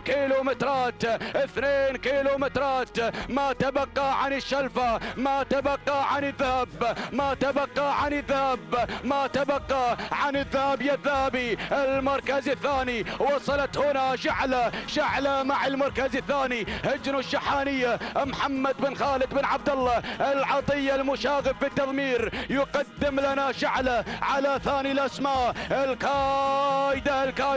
الكايدة مع المركز الثالث هجن الشحانية. سالم بن فاران المري يتقدم مع الكايدة. ولكن متابعينا الأعزاء أعود مع وصال، أعود مع أم الإنجازات، أعود مع أم الشلافي، أعود مع أم الذهب. تنطلق وصال مع المركز الأول هجن الشحانية. جابر بن سالم بن فاران المري يتقدم الشبل هنا مع المركز الأول، هنا مع البداية، هنا مع الصدارة. صاحبة شلف المؤسس تنطلق هنا للبحث عن الشلفة الثانية، للبحث عن شلفة مهرجان الأمير الوالد. تنطلق وصال. شعلة مع المركز الثاني. شعلة تحاول على ثاني الأسماء. هجن الشحانية محمد بن خالد بن عبد الله العطية. يتقدم المشاغب. الكيلومتر الأخير، الكيلو الأخير، الكيلو المثير، كيلو الذهب، كيلو الشلفة الفضية، كيلو الأمتار المجنونة. هنا وصال تنطلق مع الشلفة، تنطلق مع الشلفة. الشلفة ترحب بوصال، ترحب بهذا الشعار الكبير، ترحب بشعار الأدعم. هنا وصال مع الشلفة، الشلفة مع وصال، بدون أي أوامر، بدون أي تعليمات، بدون أي إزعاج. الشوط شوط وصال، الشوط شوط وصال. الشلفة مع وصال، الشلفة مع وصال، مع شبل المضمرين جابر بن سالم بن فاران المري يقدم لنا أرقى الفنون، أرقى الفنون. هنا مع وصال، هنا مع وصال، مع هذا الإنتاج، إنتاج أم الزبار، إنتاج أم الزبار، إنتاج أم الزبار. يتقدم هنا في شوط العمانيات.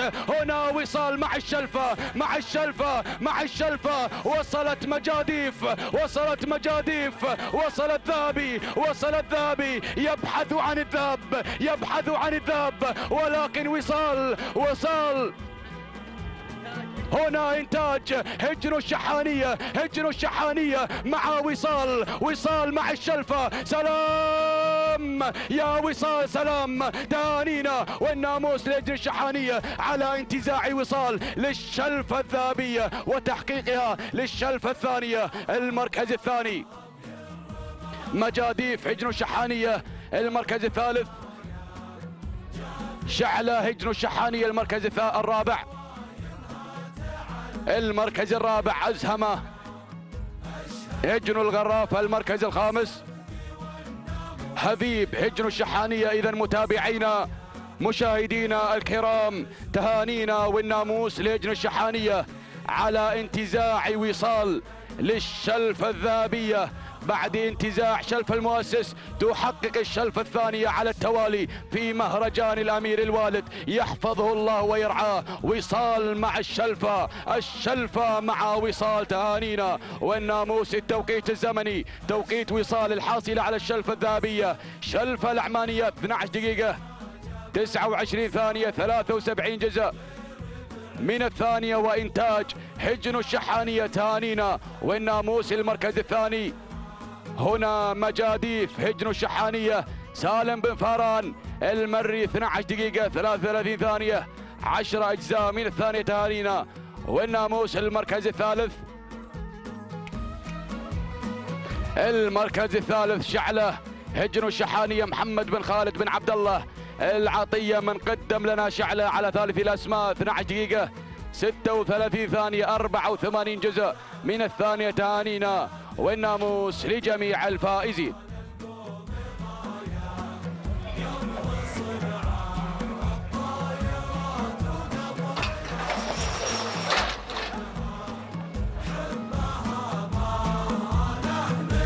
بسم الله الرحمن الرحيم.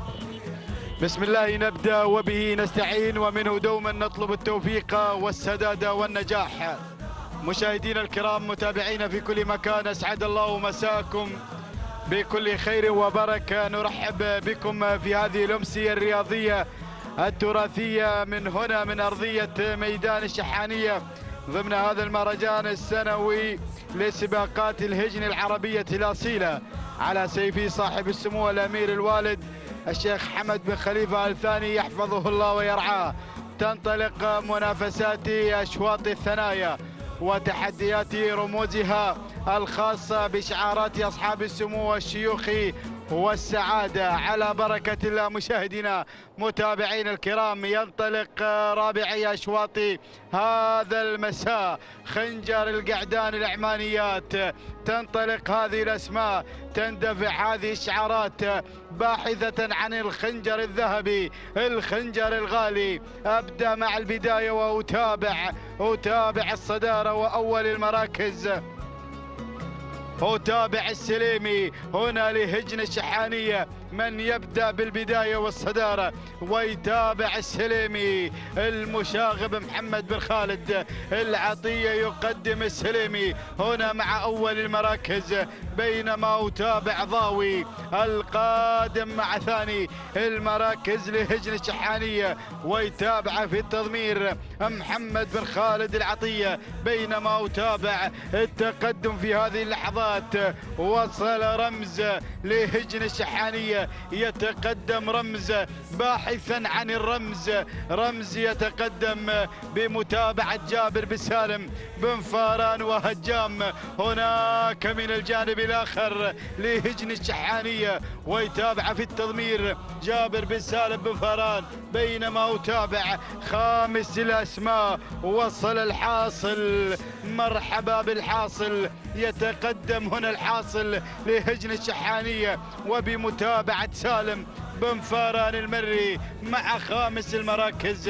هذه الأسماء، هذه التحديات مشاهدينا الكرام في خنجر العمانيات. الله الله الله يا البداية، الله يا الصدارة.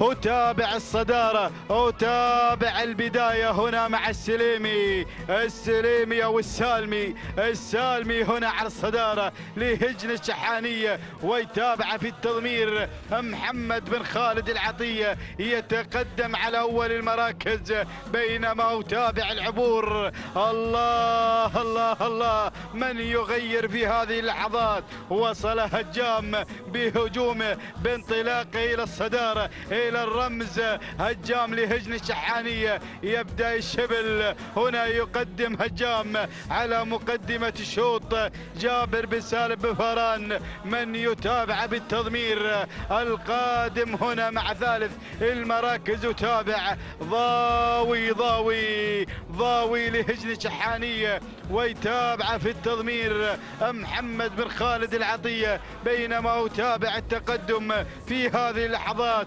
وصول من رمز لهجن الشحانية، ويتابع رمز جابر بن سالم بن فاران خامس الأسماء. الله يا الحاصل، الحاصل الحاصل يتقدم مع خامس المراكز لهجن الشحانية، ويتابع في التضمير سالم بن فاران المري. هذه التحديات، هذا الانطلاق مع شوط العمانيات القعدان، ولكن العودة هناك. الله الله، خنجر في الانتظار مشاهدين الكرام، متابعين في كل مكان في هذا الشوط، في هذا التحدي، في رمز الثنايا القعدان. نتابع هذه الأسماء المتواجدة، وهجام، هجام هنا على الصدارة لهجن الشحانية، ينطلق في أول المراكز بمتابعة جابر بن سالم بن فاران، يقدم هجام على مقدمة الشوط.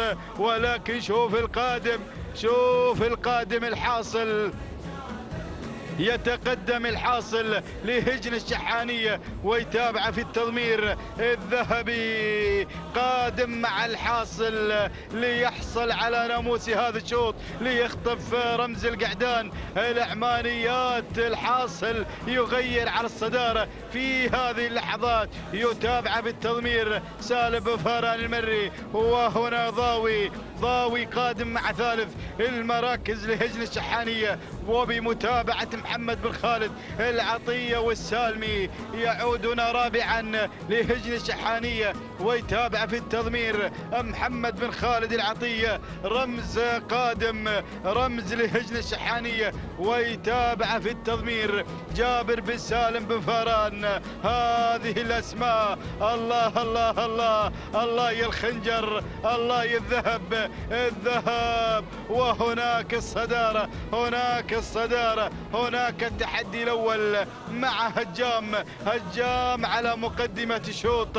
مشاهدينا الكرام، ينطلق بهذا الشعار، شعار هجن الشحانية، مع البداية والصدارة بمتابعة بمتابعة الشبل جابر بن سالم بن فاران، والحاصل قادم مع ثاني المراكز لهجن الشحانية، وبمتابعة الذهبي سالم بن فاران المري. وهنا ضاوي على ثالث المراكز لهجن الشحانية، ويتابع في التضمير محمد بن خالد العطية، ويتابع هناك الوصول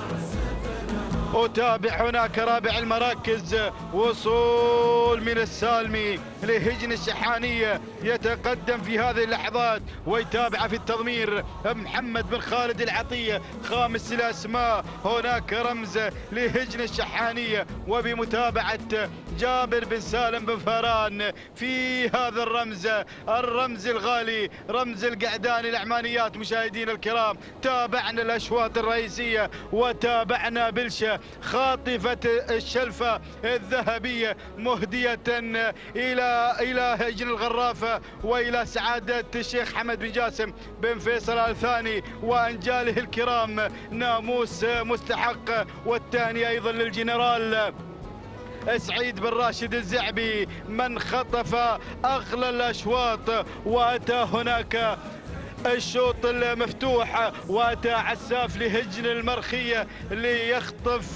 ليخطف ايضا الرمز الغالي والخنجر. نهني سعادة الشيخ عبد الرحمن بن جاسم الثاني، كما نهني سعيد الدهن على حصوله على ايضا الخنجر الغالي. هنا الاشواط، هنا التحديات، هنا الانطلاق مشاهدينا الكرام في اشواط الاعمانيات. الله يا الحاصل بيحصل على الناموس، قادم الحاصل هنا مع الصدارة، الحاصل لهجن الشحانية، ويتابع في التضمير سالم بن فاران المري، يقدم الحاصل مع البداية والصدارة. ولكن الاسماء قادمة. الله بدأ الهجوم، الكل قادم للناموس، الكل قادم للذهب. هجام هناك من الجانب الآخر لهجن الشحانية، ويتابع في التضمير الشبل قادم جابر بن سالم بن فاران. وهنا أيضا وتابع ضاوي للناموس، الله يا ضاوي لهجن الشحانية، ويتابع في التضمير المشاغب قادم هنا مع ضاوي محمد بن خالد العطية. ولكن رمز خطير القادم هنا في هذه اللحظات مع رابع المراكز لهجن الشحانية، والمتابعة والتضمير لدى الشبل جابر بن سالم بن فاران. هنا الأسماء الباحثة عن الرمز. وخامسا أتابع في هذه اللحظات السالمي لهجن الشحانية، والمتابعة والتضمير لدى محمد بن خالد العطية. الله الحاصل وإيش الحاصل يا أخواني، وإيش الحاصل هناك مع الصدارة.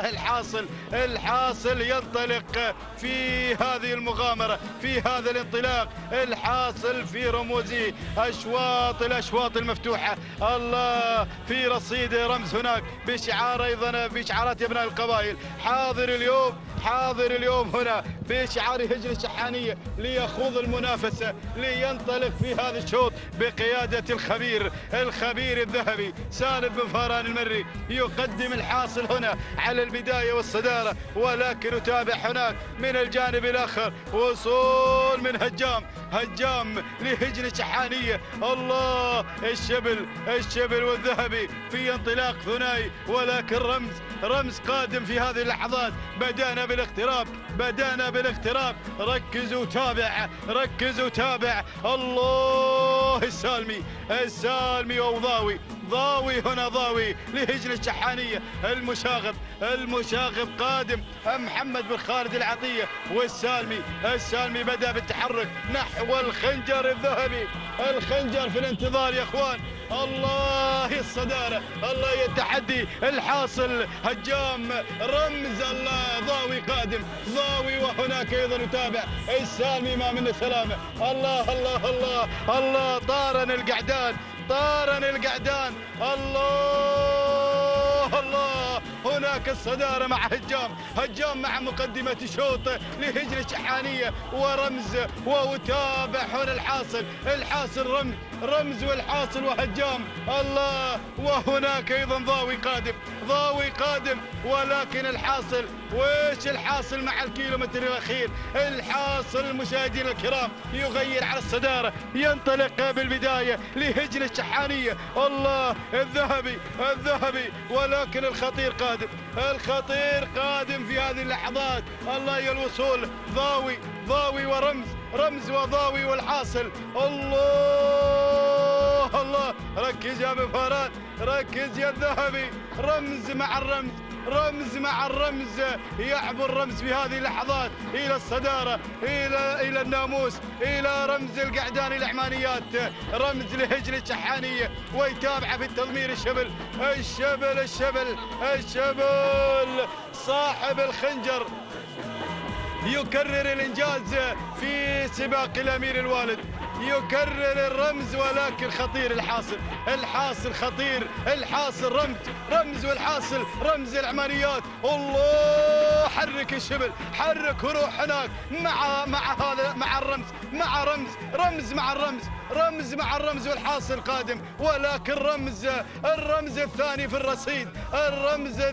الرصيد بعد رمز المؤسس رمز الامير الوالد هنا مع رمز تهانينا والناموس لهجن الشحانيه والثانيه للشبل جابر بن سالم بن فاران. ثاني المراكز وصل الحاصل لهجن الشحانيه وثالثا ضاوي لهجن الشحانيه. رابع المراكز كان الوصول من هجام لهجن الشحانيه. وخامس المراكز وصل مشاهدينا الكرام السالمي لهجن الشحانيه. هكذا كانت النتيجه واتى رمز ليخطف الرمز الثاني، ليخطف رمز القعداني العمانيات الرمز الثاني في هذا الموسم.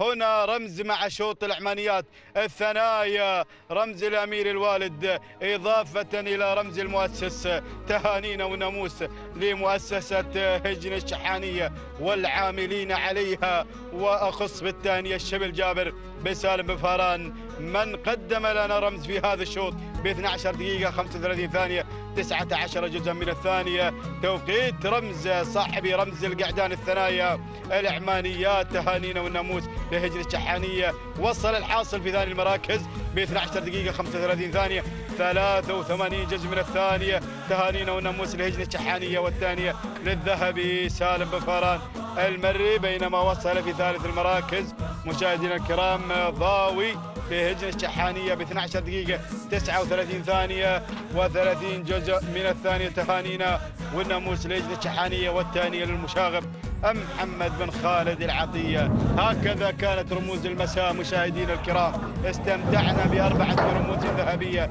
في هذا المساء وتبقت أيضا الأشواط الخاصة بالجوائز العينية. نتمنى التوفيق للجميع. بسم الله الرحمن الرحيم. أيها الحفل الكريم مشاهدينا مستمعينا الأفاضل، أحييكم بتحية الإسلام الخالدة. سلام الله عليكم ورحمته وبركاته. أرحب بكم أجمل ترحيب بهذه الانطلاقات المتواصلة في موقع التحدي والمنافسة بتاسع أيام هذا المهرجان الكبير، المهرجان السنوي على سيف حضرة صاحب السمو الأمير الوالد الشيخ حمد بن خليفة آل ثاني حفظه الله ورعاه. نتابع انطلاقة الشوط الخامس لفئة الثنايا البكار والثمانية كيلومترات. هي رحلتنا المتواصلة مع هذه الأسماء المميزة مرسيدس GLE 450 بالانتظار. هنا تنتظر احدى هذه النجوم والاسماء اللامعة والمؤسسات العملاقة التي تشارك وتندفع باحثة عن هذا الناموس وعن هذا الانتصار. نهني هجن الغرافة وسعادة الشيخ حمد بن جاسم بن فيصل آل ثاني وأنجاله الكرام بفوزه بالشلفة الذهبية للثنايا الابكار المفتوح ونهني الجنرال سعيد بن راشد الزعبي الذي قاد بلشة محققة هذه الشلفة الذهبية مهديها إلى هجن الغرافة وعشاقها. ونهني هجن المرخية وسعادة الشيخ عبد الرحمن بن جاسم بن عبد العزيز الثاني على فوز عساف بالخنجر الذهبي للثنايا القعدان المفتوح. ونهني سعيد الدهن على متابعته المميزة لعساف الذي انتزع الخنجر الذهبي. ونهني الشبل بفوز وصال وبفوز رمز بأشواط الثنايا العمانيات حاملتا للشعار هجن الشحانية. نهني الشبل على المحافظة على هذه النوعيات النادرة والمميزة، كما كرر الإنجاز مع وصال والرمز بعد مهرجان المؤسس جاء بها في هذا المهرجان الكبير وحقق هذا الإنجاز المميز. كما نهني هجن الشحانية على هذا الفوز وعلى امتلاكها للنوعيات الجميلة. الشوط الخامس مشاهدينا الكرام، كما تنوه اللجنة المنظمة لسباقات الهجن في ميدان الشحانية على الإخوة الحاصلين على الرموز في هذا المساء بأن التتويج بعد نهاية الأشواط مباشرة، وأيضا تنوه لأشواط الفائزين في أشواط اللقاية المفتوح بأن التتويج بعد نهاية الأشواط لهذا المساء المميز. فنتمنى من الجميع الحضور في التتويج هناك في منصة التتويج. نتابع التحدي، نتابع الأسماء الحاضرة والمتواجدة في هذا التحدي ومجريات هذا الشوط. البداية مع أنقرة لهجن الشحانية والمشاغب محمد بن خالد العطية يتابع هذا التحدي. أنقرة تتواجد هنا في هذا التحدي في مقدمة هذا الشوط بمتابعة المشاغب محمد بن خالد العطية. يتابع أنقرة التي تنطلق مباشرة في المقدمة، بينما المركز الثاني أتابع أجيال بشعار هجن الشحانية وبمتابعة الذهبي سالم بن فران المري الذي يتابع أجيال تأتي في المرتبة الثانية، بينما المركز الثالث أتابع القادمة هنا الحذرة لهجن الشحانية بمتابعة الشبل جابر بن سالم بن فران المري الخاطف لرمزين في هذه الأمسية التراثية المميزة. يريد أن يضيف المرسيدس إلى الرمزين مع الحذرة التي تصل مباشرة إلى موقع التحدي والمنافسة وتأتي في المرتبة الثالثة. نتابع المركز الرابع هنا الدوحة على المركز الرابع بشعار هجن الشحانية بمتابعة المشاغب محمد بن خالد العطية الذي قدم الأسماء الكبيرة وأيضا حصل على الكثير من النجوم والأشواط الرئيسية في هذا الصباح. يقدم لنا الدوحة على المركز الرابع، بينما المركز الخامس هنا عوايد لهجن الشحانية أيضا ورقة رابحة مع الشبل جابر بن سالم بن فاران المري. هذه النتيجة للخمس المراكز الأولى، للخمس الأسماء الأولى بأول نداءات على مسامعكم بالوفاء والتمام في هذا التحدي الكبير وبهذا المسار المميز على أرضية ميدان التحدي ميدان الشحانية. نتابع هذه النجوم المتواجدة في هذا العالم الساحر المنطلقة في هذا التحدي الكبير المتواجدة في هذه المنافسة المميزة الباحثة عن المرسيدس. ولكن نعود مع البداية. أنقرة مع البداية صاحبة 3 رموز في العام الماضي لم يأتي دورها لكي تنتزع الرموز. هناك تنتظر وينتظر المشاغب الختامي لكي يدفع بها في أشواط الرموز. أنقرة نجمة ساطعة، واحد النجوم المميزة والأسماء اللامعة التي تملكها هنا مؤسسة هجن الشحانية. والمشاغب محمد بن خالد العطية يتابع ويراقب هنا، يراقب ويتابع أنقرة على الصدارة، بينما المركز الثاني أجيال لهجن الشحانية بمتابعة الذهبي سالم بن فران المري الذي يتابع أجيال مرافقا لها متابعا لها في المرتبة الثانية، بينما المركز الثالث الحذرة وحذاري من الحذرة التي تأتي في المرتبة الثالثة بشعار هجن الشحانية وبمتابعة الشبل جابر بن سالم بن فران المري الذي يتابع الحذرة على المركز الثالث. 4 كيلومترات يا مضمرين، 4 كيلومترات متبقية على نهاية هذا الشوط. ولكن نتابع المركز الرابع. المركز الرابع عوايد لهجن الشحانية بمتابعة الشبل جابر بن سالم بن فران المري يتابع عوايد على المركز الرابع، المركز الخامس. نتابع الأسماء المتواجدة هنا تأتي في هذه اللحظات وتشارك منصب لهجن الشحانية بمتابعة المشاغب محمد بن خالد العطية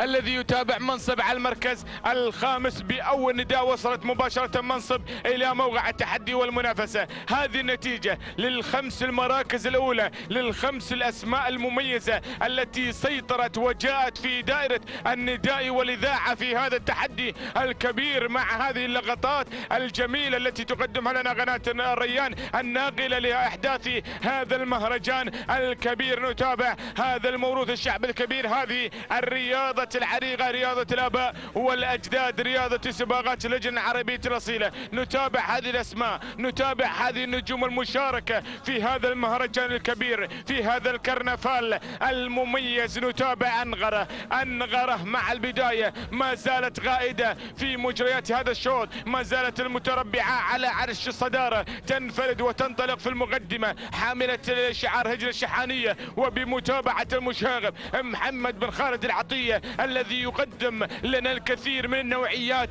الفريدة من نوعها في هذا العالم الساحر. يتقدم المشاغب، ما زال في هذا التحدي متواجد ويقدم لنا أنغرة مع البداية، الحذرة على المركز الثاني أيضا بشعار هجن الشحانية برفقة الشبل جابر بن سالم بن فران المري. يتابع الحذرة التي تسللت من المركز الثاني من المركز الثالث إلى المركز الثاني مباشرة. المركز الثالث أجيال لهجن الشحانية والذهبي سالم بن فران المري يترقب الموقف مع اللحظات الأخيرة لكي يضغط على المراكز الأولى مع أجيال التي تحتل المرتبة الثالثة، بينما المركز الرابع نتابع الأسماء القادمة والمتواجدة. المركز الرابع عوايد لهجن الشحانية وبمتابعة الشبل جابر بن سالم بن فران المري، بينما المركز الخامس منصب لهجن الشحانية وبمتابعة المشاغب محمد بن خالد العطية. هذه نتيجة للخمس المراكز الأولى، للخمس الأسماء المميزة التي تشارك في هذا التحدي، التي تنطلق باحثة عن المرسيدس التي تنتظر عند خط النهاية. ولكن نتابع الأسماء، نتابع الشعارات، نتابع هذا التحدي الكبير، نتابع هذه النوعيات الفريدة في هذا العالم الساحر تشارك وتنطلق. نتابع هذا الفارق بين المركز الرابع والمركز الأول. نتابع أنغرة بنجوميتها بإنجازاتها الحاضرة هنا في مقدمة هذا الشوط، المقدمة في هذا التحدي الكبير، المقدمة لهذا العرض هذا العرض المتميز بشعار هجن الشحانية بمتابعة المشاغب محمد بن خالد العطية. ولكن أجيال تأتي في المرتبة الثانية، بدأت تواصل مسيرة الضغط على المقدمة بشعار هجن الشحانية قادمة، والذهبي سالم بن فران المري يتواجد هنا في هذا التحدي، يشارك مع أجيال. يتابع هذا المسار المميز أجيال على المركز الثاني. نتابع المركز الثالث الحذرة هي من تأتي في المرتبة الثالثة بقيادة الشبل جابر بن سالم بن فران المري متابع للشعار هجن الشحانية، بينما المركز الرابع عوايد لهجن الشحانية أيضا بمتابعة الشبل جابر بن سالم بن فران المري. ولكن 1500 متر يا مضمرين هي من تفصلنا عن ناموس هذا الشوط. المركز الخامس منصب لهجن الشحانية بمتابعة المشاغب محمد بن خالد العطية. ولكن نعود مع البداية، نعود مع المقدمة، نعود مع الثنائية المميزة التي تنفرد في مقدمة هذا الشوط، التي تنطلق في هذا التحدي، التي تنطلق في هذا الثنائي الجميل بين أنغرة وأجيال، نجمتين ساطعتين حاملتا لشعار هجن الشحانية. المشاغب والذهبي في منافسة من أجل التحدي، من أجل الناموس، الكيلومتر الأخير، الكيلومتر الخطير الأخير. أجيال تتسلل إلى البداية، تنطلق في مقدمة هذا الشوط بشعار هجن الشحانية مع الذهبي سالم بن فاران المري، ولكن أنغرة والجماهير تتابع أنغرة صاحبة الثلاثة رموز. ها هي أنغرة تشارك في هذا التحدي، تأتي في المرتبة الثانية وعينها على مقدمة الشوط بشعار هجن الشحانية مع المشاغب محمد بن خالد العطية. الله الله الله الله، بدت الحركة والأوامر. أجيال مع الصدارة بشعار هجن الشحانية مع الذهبي سالم بن فاران المري الذي يقدم أجيال، الذي يتابع أجيال، الذي يقدم هذا العرض المتميز والأداء الجميل. أنغرة على المركز الثاني بشعار هجن الشحانية مع المشاغب محمد بن خالد العطية، ولكن أجيال والمرسيدس يقترب يا الذهبي. المرسيدس مع أجيال واللحظات الأخيرة هجن الشحانية. الذهبي سالم بن فاران المري يقدم لنا هذه الأسماء، يقدم لنا هذه الأصايل، ينتزع النواميس، عاشقا للانتصارات، عاشقا للنواميس، عاشقا للتحدي في هذا التحدي الكبير. أجيال تنتزع الناموس والمرسيدس مع أجيال، وأجيال تفوز بالمرسيدس. تهانينا والف مبروك لهجن الشحانية والى الذهبي سالم بن فاران المري على فوز أجيال وتحقيقا للإنجاز المركز الثاني. أنغرة لهجن الشحانية مع المشاغب محمد بن خالد العطية المركز الثالث.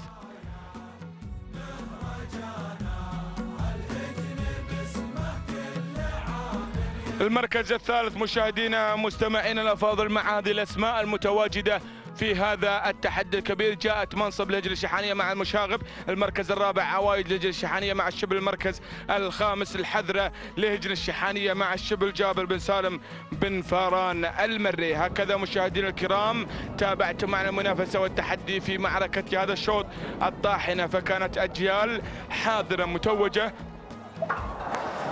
بناموس هذا الشوط حاصلة على المرسيدس. تهاني وناموس لهجن الشحانية وتهاني الذهبي سالم بن فاران المري. 12 دقيقة 23 ثانية 70 جزء من الثانية. تهاني وناموس على هذا الانتصار. المركز الثاني جاءت أنغرة في المركز الثاني بتوقيت زمني وغدرة من مسافة 8 كيلومترات 12 دقيقة 27 ثانية 54 جزء من الثانية. تهانينا والناموس لهجن الشحانية وتهانينا للمشاغب محمد بن خالد العطية الذي غاد أنغرة حاصلة على المركز الثاني. المركز الثالث جاءت منصب لهجن الشحانية مع المشاغب محمد بن خالد العطية. تهاني وناموس على فوز منصب في المركز الثالث، على فوزها وحصولها على المركز الثالث بتوقيت زمني وغدرة 12 دقيقة 48 ثانية 5 أجزاء من الثانية. تهاني وناموس على فوز منصب في المركز الثالث. تهاني وناموس لجميع الفائزين.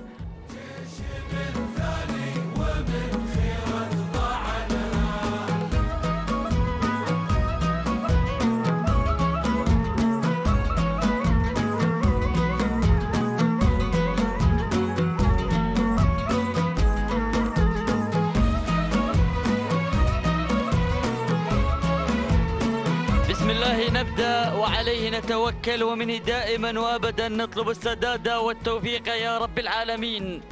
حفلنا الكريم نحن في يومنا التاسع من فعاليات هذا المهرجان الغالي، المهرجان السنوي لسباقات الهجن العربية الأصيلة على سيف صاحب السمو الأمير الوالد الشيخ حمد بن خليفة الثاني أطال الله في عمره. نبدأ مع تحديات ومنافسات السن الثنايا وانطلاقة شوطنا السادس لنتابع معكم تحديات 8 كيلومترات لهذه الشعارات الحاضرة، شعارات الشيوخ والسعادة المرافقة لنا بانطلاقاتها بتحدياتها، مع أيضا سادس الانطلاقات شوط مليء بالحماس بالقوة والتحديات. لنبدأ معكم وبحضراتكم بالنداء مع المركز الأول لنتابع مسيرة البداية. يتقدم الذيب على المركز الأول، الذيب تعود الملكية لهجن الشحانية والمتابعة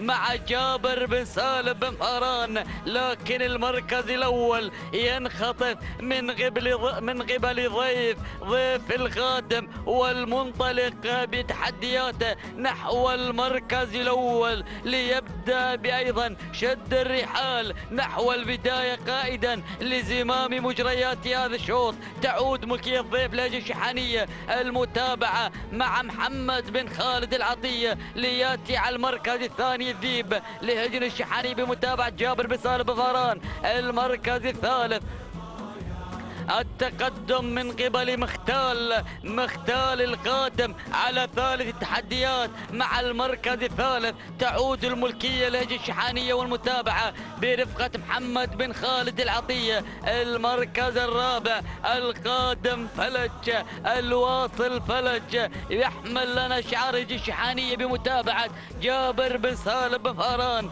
المركز الخامس يتقدم شباب. تعود ملكية لهجن الشحانية والتضمير مع جابر بن سالم بن فاران. إذا مشاهدينا الكرام حفلنا الكريم على الفائزين في الأشواط المفتوحة لسن اللقاية لشعارات أصحاب السمو الشيوخي والسعادة عليهم التواجد بعد نهاية شوط الختام لاستلام الرموز وكذلك لاستلام رموز أشواط سن الثنايا في هذا المساء ولمنافسات هذه الليلة. لنعود بحضراتكم إلى مجريات شوطنا المنطلق لنتابع معكم انطلاقة المركز الأول وتقدم ضيف يبحث عن الكيف، يبحث عن مادة الزعفران، عن السيارة تويوتا ستيشن هي الجائزة المقدمة لمن يفوز ويحظى على المركز الأول بهذه الانطلاقة. يتقدم ضيف بتقدم شعار هجن الشحانية بمتابعة المشاقب محمد بن خالد العطية. من تابعنا أيضا مشاقباته وتابعنا هذا الشعار بتحدياته في هذه الفترة الصباحية وكان منافسا قويا في هذه الفترة المسائية ليقدم لنا تحديات كيف. وهنالك ضيف على المركز الأول. المركز الثاني التقدم مشاهدينا الكرام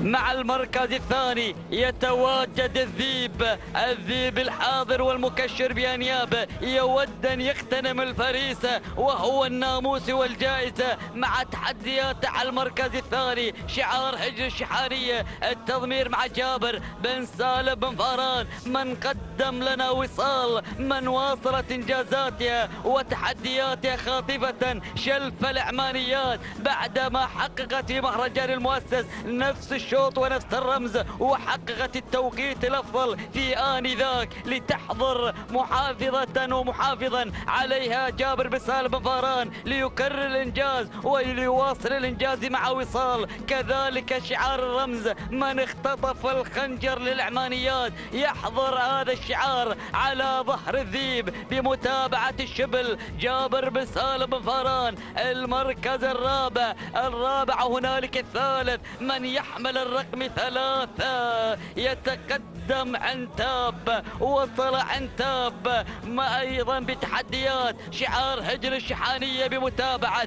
محمد بن خالد العطية من يتابعه بعملية التضمير ليأتي الإسناد من قبل عنتاب على المركز الثالث. المركز الرابع يحمل الرقم 4 مختال لهجن الشحانية بمتابعة محمد بن خالد العطية. المركز الخامس التقدم من قبل فلج يحضر في شوط مليء بتلاطم الأمواج من قبل هذه الأسماء الكبيرة، من قبل تحديات هذه الأسماء المميزة الحاضرة معنا بانطلاقتها. تعود ملكية فلج لهجن الشحانية. التضمير مع جابر بن سالم بن فاران من يقدم لنا الذيب ليقدم لنا فلج، لكن المنافسة التحدي الانطلاق من قبل أيضا تحديات البداية من قبل ضيف على المركز الأول. تابعوا وناظروا هذه اللقطة الجميلة من أمام الحجن ومقدم الحجن الحاضرة والمتواجدة عبر شاشة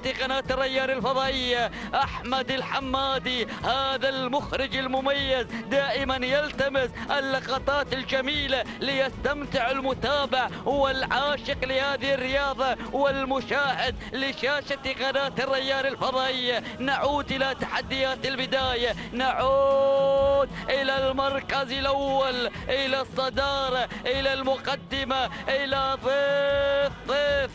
ضيف على المركز الأول. ما زال مسيطر على البداية بتحدياته، يحمل لنا شعار هجن الشحانية بمتابعة المشاغ محمد بن خالد العطية من قدم لنا تحديات. ضيف على المركز الأول. المركز الثاني التقدم من الذيب، ثانيا يحضر الذيب الحاضر والمنافس وأقرب المنافسين للضيف، أقرب المنافسين للمركز الأول. يحضر ثانيا الذيب لحجن الشحانية بمتابعة الشبل جابر بن سالم بن فاران. المركز الرابع وتابع التقدم من قبل فلج. وصل المرشح ليكون على مقربة من المنافسة، ليكون على مقربة من التحديات، من اختطاف السيارة. فلج تعود الملكية لهجن الشحانية. التضمير عند جابر بن سالم بن فاران. المركز الثالث التقدم من قبل فلج من وصل مع المركز الثاني. ثالثا التواجد من قبل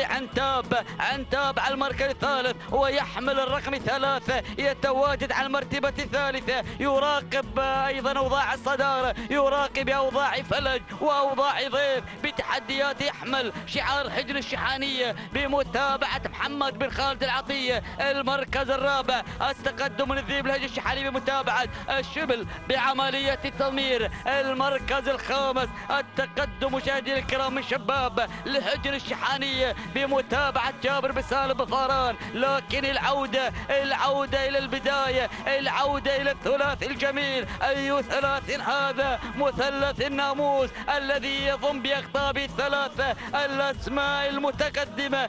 قدمنا هناك يا أبو عسكور لنرى المنافسة والحضور لهذه الشعارات المميزة، لهذه الانطلاقات الجميلة. ضيف يا ضيف على المركز الأول، ضيف على البداية، ضيف على المقدمة، ضيف على المركز الأول. حتى هذه اللحظات يتجه بالاتجاه الصحيح نحو اختطاف السيارة، نحو اختطاف الناموس، نحو اختطاف مادة الزعفران مع المركز الأول ضيف. المركز الثاني التواجد من فلج. ثالثا يتقدم عنتاب فلج ضيف عنتاب فلج. الثلاث الجميل، التحدي المميز. ولكن شعار حجن الشحانية يحضر مع الأسماء الثلاثة الأولى باختلاف المضمرين. المشاقب الشبل المشاقب بتحديات الكبار 1500 متر عن الناموس وعن التتويج. مع البداية ضيف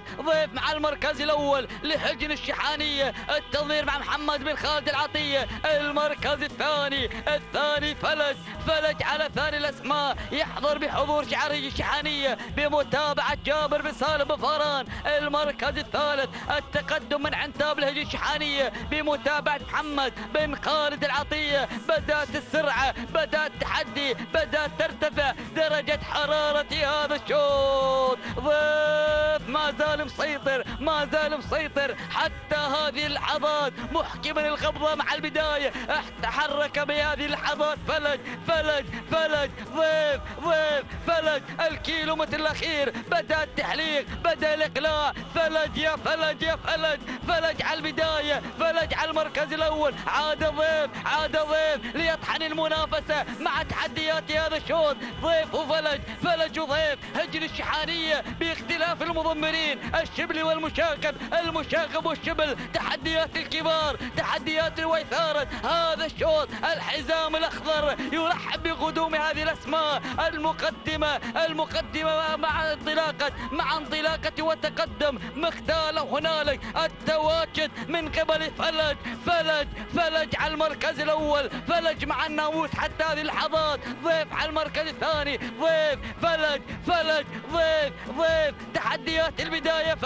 فلج مع المركز الأول. فلج مع الناموس مع السيارة التويوتا ستيشن تذهب لصالح فلج مع المركز الأول ولصالح هجن الشحانية برفقة شبل المضمرين جابر بن سالم بن فاران ليحقق النقطة الفترة الثالثة في هذه الفترة المسائية. شبل المضمرين يقدم لنا فلج مع تلاطم الأمواج، يحضر بحضور الكبار ليبدأ بانتزاعه لسيارة هذا الشوط، ناجحا في هذا الاختبار. الثاني تملك الشحانية، والثاني لجابر بن سالم بن فاران. ثانيا وصل ضيف، ما قصر ضيف، كان من أقوى المنافسين، حضر على المركز الثاني في هذه اللحظات هذه الشحاني بمتابعة محمد بن خالد العطية المركز الثالث.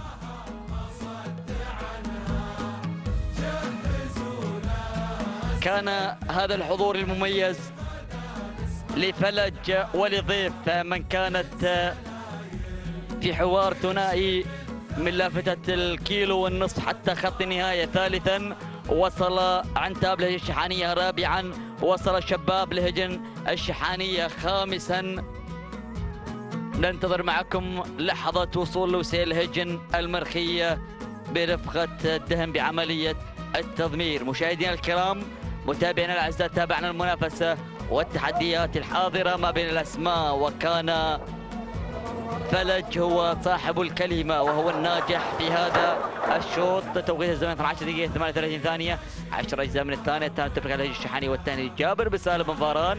المركز الثاني كان الوصول مشاهدينا الكرام من قبل ضيف. توقيت الزمني لحظة الوصول 12 دقيقة 41 ثانية و51 جزء من الثانية. الثاني تفرق الهجن الشحاني، والثاني محمد بن خالد العطية. ثالثا كان الوصول من قبل عنتاب من وصل على المركز الثالث حامل الرقم 3. ننتظر معكم لحظة وصول خط النهاية محققا المركز الثالث ومعلنا بأنه قاطي في ثالث المراكز.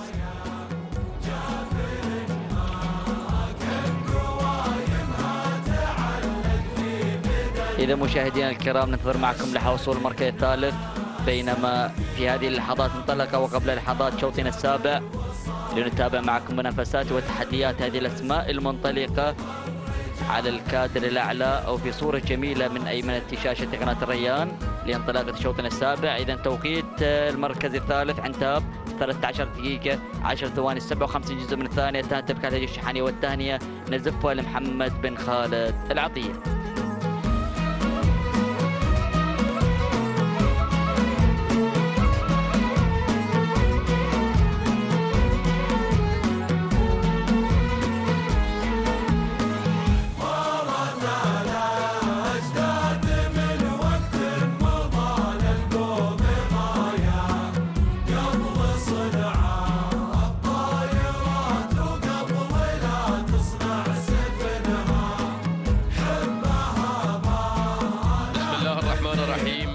وعلى بركة الله. مشاهدينا الكرام، متابعينا في كل مكان، انطلق على بركة الله وتوفيقه شوطنا السابع من أشواطنا في هذا المساء ضمن التحديات هجن أصحاب السمو الشيوخ والسعادة. ينطلق شوطا للإبكار مع سن الثنايا، وجائزة هذا الشوط عبارة عن سيارة بترول نيسان بترول ستيشن اكس اي مقدمة في منافسات وتحديات سابع الأشواط. 8 كيلومترات هي المسافة إلى خط النهاية في أمسية والأروع على أرضية ميدان الشحانية لسباقات الهجن.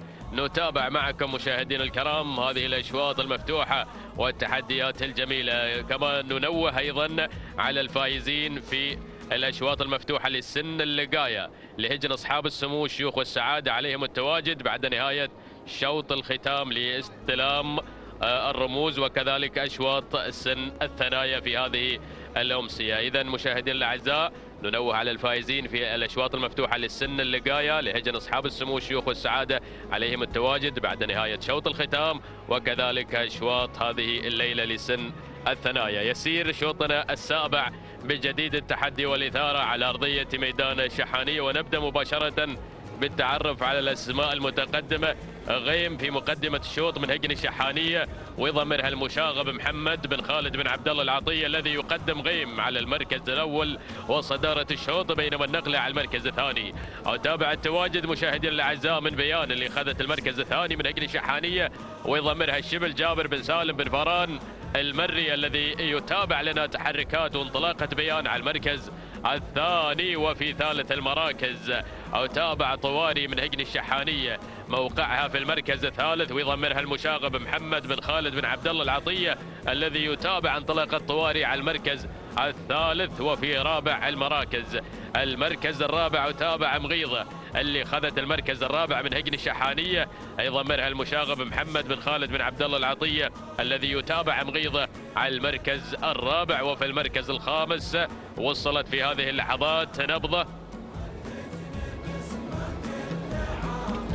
تصل نبضة على المركز الخامس من هجن الشحانية، يضمنها المشاغب محمد بن خالد بن عبد الله العطية الذي يتابع انطلاقة نبضة على المركز الخامس. هذه النتيجة للخمسة الأسماء المتقدمة والمندفعة في أول ندى على مسار وتحديات هذا الشوط، شوطنا السابع ما قبل انطلاقة شوط الختام في منافسات جميلة وتحديات رائعة مع هجن أصحاب السمو الشيوخ والسعادة. نتابع مسار هذا الشوط ونتابع مدار 8 كيلومترات الذي يحضر هنا مع سن الثنايا لنتابع في هذه الأمسية الجميلة تحديات ولا أجمل على ميدان الشحانية. نعود إلى البداية وإلى مقدمة الشوط لنتابع أمور الصدارة. هناك تغييرات طرت وجرت على مقدمة الشوط، هذه اللي بدلت طواري طواري طواري طواري تغير الأمور لصالحها في هذه اللحظات من هجن الشحانية، يضمرها المشاغب محمد بن خالد بن عبد الله العطية الذي يتواجد مع المقدمة والصدارة من خلال تقدم طواري في مركز القمة، ولكن على المركز الثاني نتابع في ثاني المراكز مغيضة من هجن الشحانية، يضمرها المشاغب محمد بن خالد بن عبد الله العطية من يقدم لنا مغيضة على المركز الثاني. وفي ثالث المراكز من ميمنة الميدان شاهد تقدم نبضة في المركز الثالث من هجن الشحانية، يضمرها المشاغب محمد بن خالد بن عبد الله العطية. وفي المركز الرابع وصول من العبور، هذه العبور في أول إذاعة بدأت تعبر من مركز إلى مركز لتصل إلى رابع المراكز بتقدم جميل،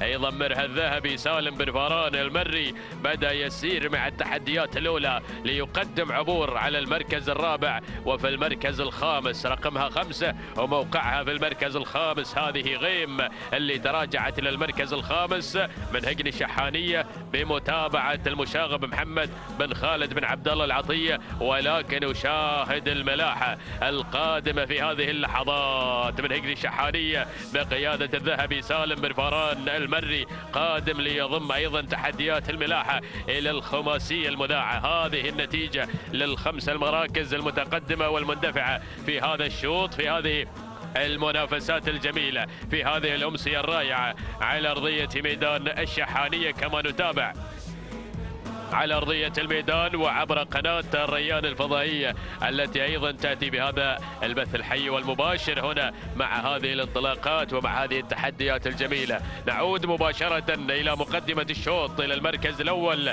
لنتابع المقدمة، لنتابع الصدارة.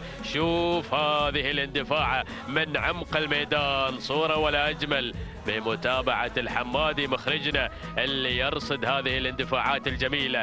تابع هذه الانطلاقة هناك من زاوية أيضا من زوايا ميدان الشحانية لنتابع انطلاقات جميلة، تحديات ولا أجمل هنا على ميدان الشحانية. وين البداية ومقدمة الشوط؟ المركز الأول طواري وهجر الشحانية والمشاغب محمد بن خالد بن عبد الله العطية الذي يقود تحديات القمة من خلال تقدم طواري في المركز الأول والصدارة الأولى. ولكن من هناك نتابع نبضة من هجن الشحانية أيضا المشاغب محمد بن خالد بن عبد الله العطية من يسير بتحديات نبضة غيرت إلى مقدمة الشوط. وفي المركز الثالث مغيضة وهجن الشحانية والمشاغب أيضا محمد بن خالد بن عبد الله العطية من يقدم مثلث الناموس في تحديات القمة. تابع المركز الرابع وفي رابع المراكز تابع الوصول والاندفاع الجميل. وصل وصلت سيوف في هذا الأداء، في هذا التقدم، في هذا الاندفاع الجميل. هذه سيوف مشاهدينا الأعزاء من وصلت في تحديات هذا الشوط من هجن الشحانية، ويضمنها الشبل جابر بن سالم بن فاران المري. وفي المركز الخامس، المركز الخامس الملاحة من هجن الشحانية بمتابعة الذهبي سالم بن فاران المري. هذه النتيجة للخمس الأسماء المتقدمة والمندفعة في هذا الشوط في هذه المنافسة الحادة. النيسان بترول ستيشن اكسي بالانتظار. هنا نشاهد مسار وتحديات هذه الأشواط مع سن ثنايا، مع هجن أصحاب السمو الشيوخ والسعادة. وين البداية؟ وين مقدمة الشوط والاندفاع من نبضة في المقدمة، في الصدارة في البداية الأولى من هجن الشحانية. يضمنها المشاغب محمد بن خالد بن عبد الله العطية الذي يقدم لنا اندفاعة نبضة في مركز القمة والاندفاع في مقدمة الشوط. ولكن تابع المركز الثاني طواري. يا سلام يا سلام يا أداء طواري على المركز الثاني من هجن الشحانية، ولكن أرصد اللي جاوزت اللي غيرت. وتابع مغيضة على المركز الثاني من هجن الشحانية. يضمنها المشاغب محمد بن خالد بن عبد الله العطية اللي خذت المركز الثاني في هذه اللحظات. ولكن على المركز الثالث أو تابع التقدم والاندفاع طواري في المركز الثالث من هجن الشحانية. يضمنها المشاغب محمد بن خالد بن عبد الله العطية. وفي المركز الرابع تواجد من سيوف من هجن الشحانية بمتابعة الشبل جابر بن سالم بن فاران المري. وفي المركز الخامس التواجد من الملاحة من هجن الشحانية. يضمنها الذهبي سالم بن فاران المري. يا شوط يا هي منافسة، شوف التحدي على أرضية الميدان. ولكن نعود إلى البداية. جاوزنا هنا لوحة الاثنين باتجاهنا إلى 1500 متر الأخيرة. ولكن شوف الاندفاع، شوف التحدي والإثارة على أرضية الميدان. يا سلام يا نبضة في مقدمة الشوط من هجن الشحانية. هذه نبضة في هذا الاندفاع في هذا التحدي. 1500 عن خط النهاية، لوحة الإعلان ما قبل الأخير. نسير بتحديات القمة وهجن الشحانية تسيطر على الموقف من خلال تواجد نبضة مع العطية في المقدمة وفي الصدارة مع المشاغب. يا سلام المركز الثاني في ثاني المراكز طواري من هجن الشحانية. ايضا المشاغب محمد بن خالد بن عبد الله العطية. المركز الثالث اتحركت في هذه اللحظات سيوف من هجن الشحانية. وصل الشبل جابر بن سالم بن فاران المري. وفي المركز الرابع انطلقت في هذه اللحظات، بدا التحدي والاندفاع من الملاحة من هجن الشحانية. وصلكم الذهبي سالم بن فاران المري. وفي المركز الخامس هذه مغيضة من هجن الشحانية بقيادة المشاغب. بوابة الإعلان الكيلومتر الأخير يا مضمرين.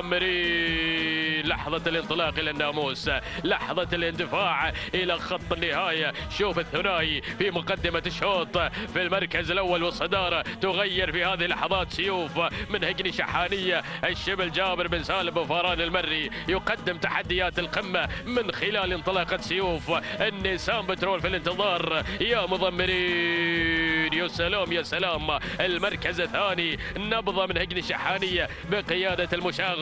وفي المركز الثالث طواري من هجن الشحانية مع المشاغب. وعلى المركز الرابع الملاحة من هجن الشحانية مع الذهبي. وفي المركز الخامس هناك مغيضة. ولكن البداية والمقدمة التحدي الأول الاندفاع الأخير. يا سلام يا الشبل اللي يسير بتحديات القمة من خلال انطلاقة سيوف في المركز الأول وفي الصدارة. يا سلام انتاج هجن الشحانية. هذه سيوف مشاهدينا الأعزاء تسيطر على مجريات الأمور، تسير بتحديات القمم من إنتاج هجن الشحانية سيوف وتتقدم في هذا الأداء الجميل لتؤكد حضورها. شوف العرض الأخير مع اللحظات الأخيرة والأمتار النهائية. تهانينا لهجن الشحانية والتهنئة موصولة للشبل جابر بن سالم بن فاران المري. تهانينا، وهذا هو الإنتاج الطيب من هجن الشحانية مع النوعيات الفريدة والفاخرة. تهانينا لهجن الشحانية وللشبل جابر بن سالم بن فاران المري. المركز الثاني وصلت نبضة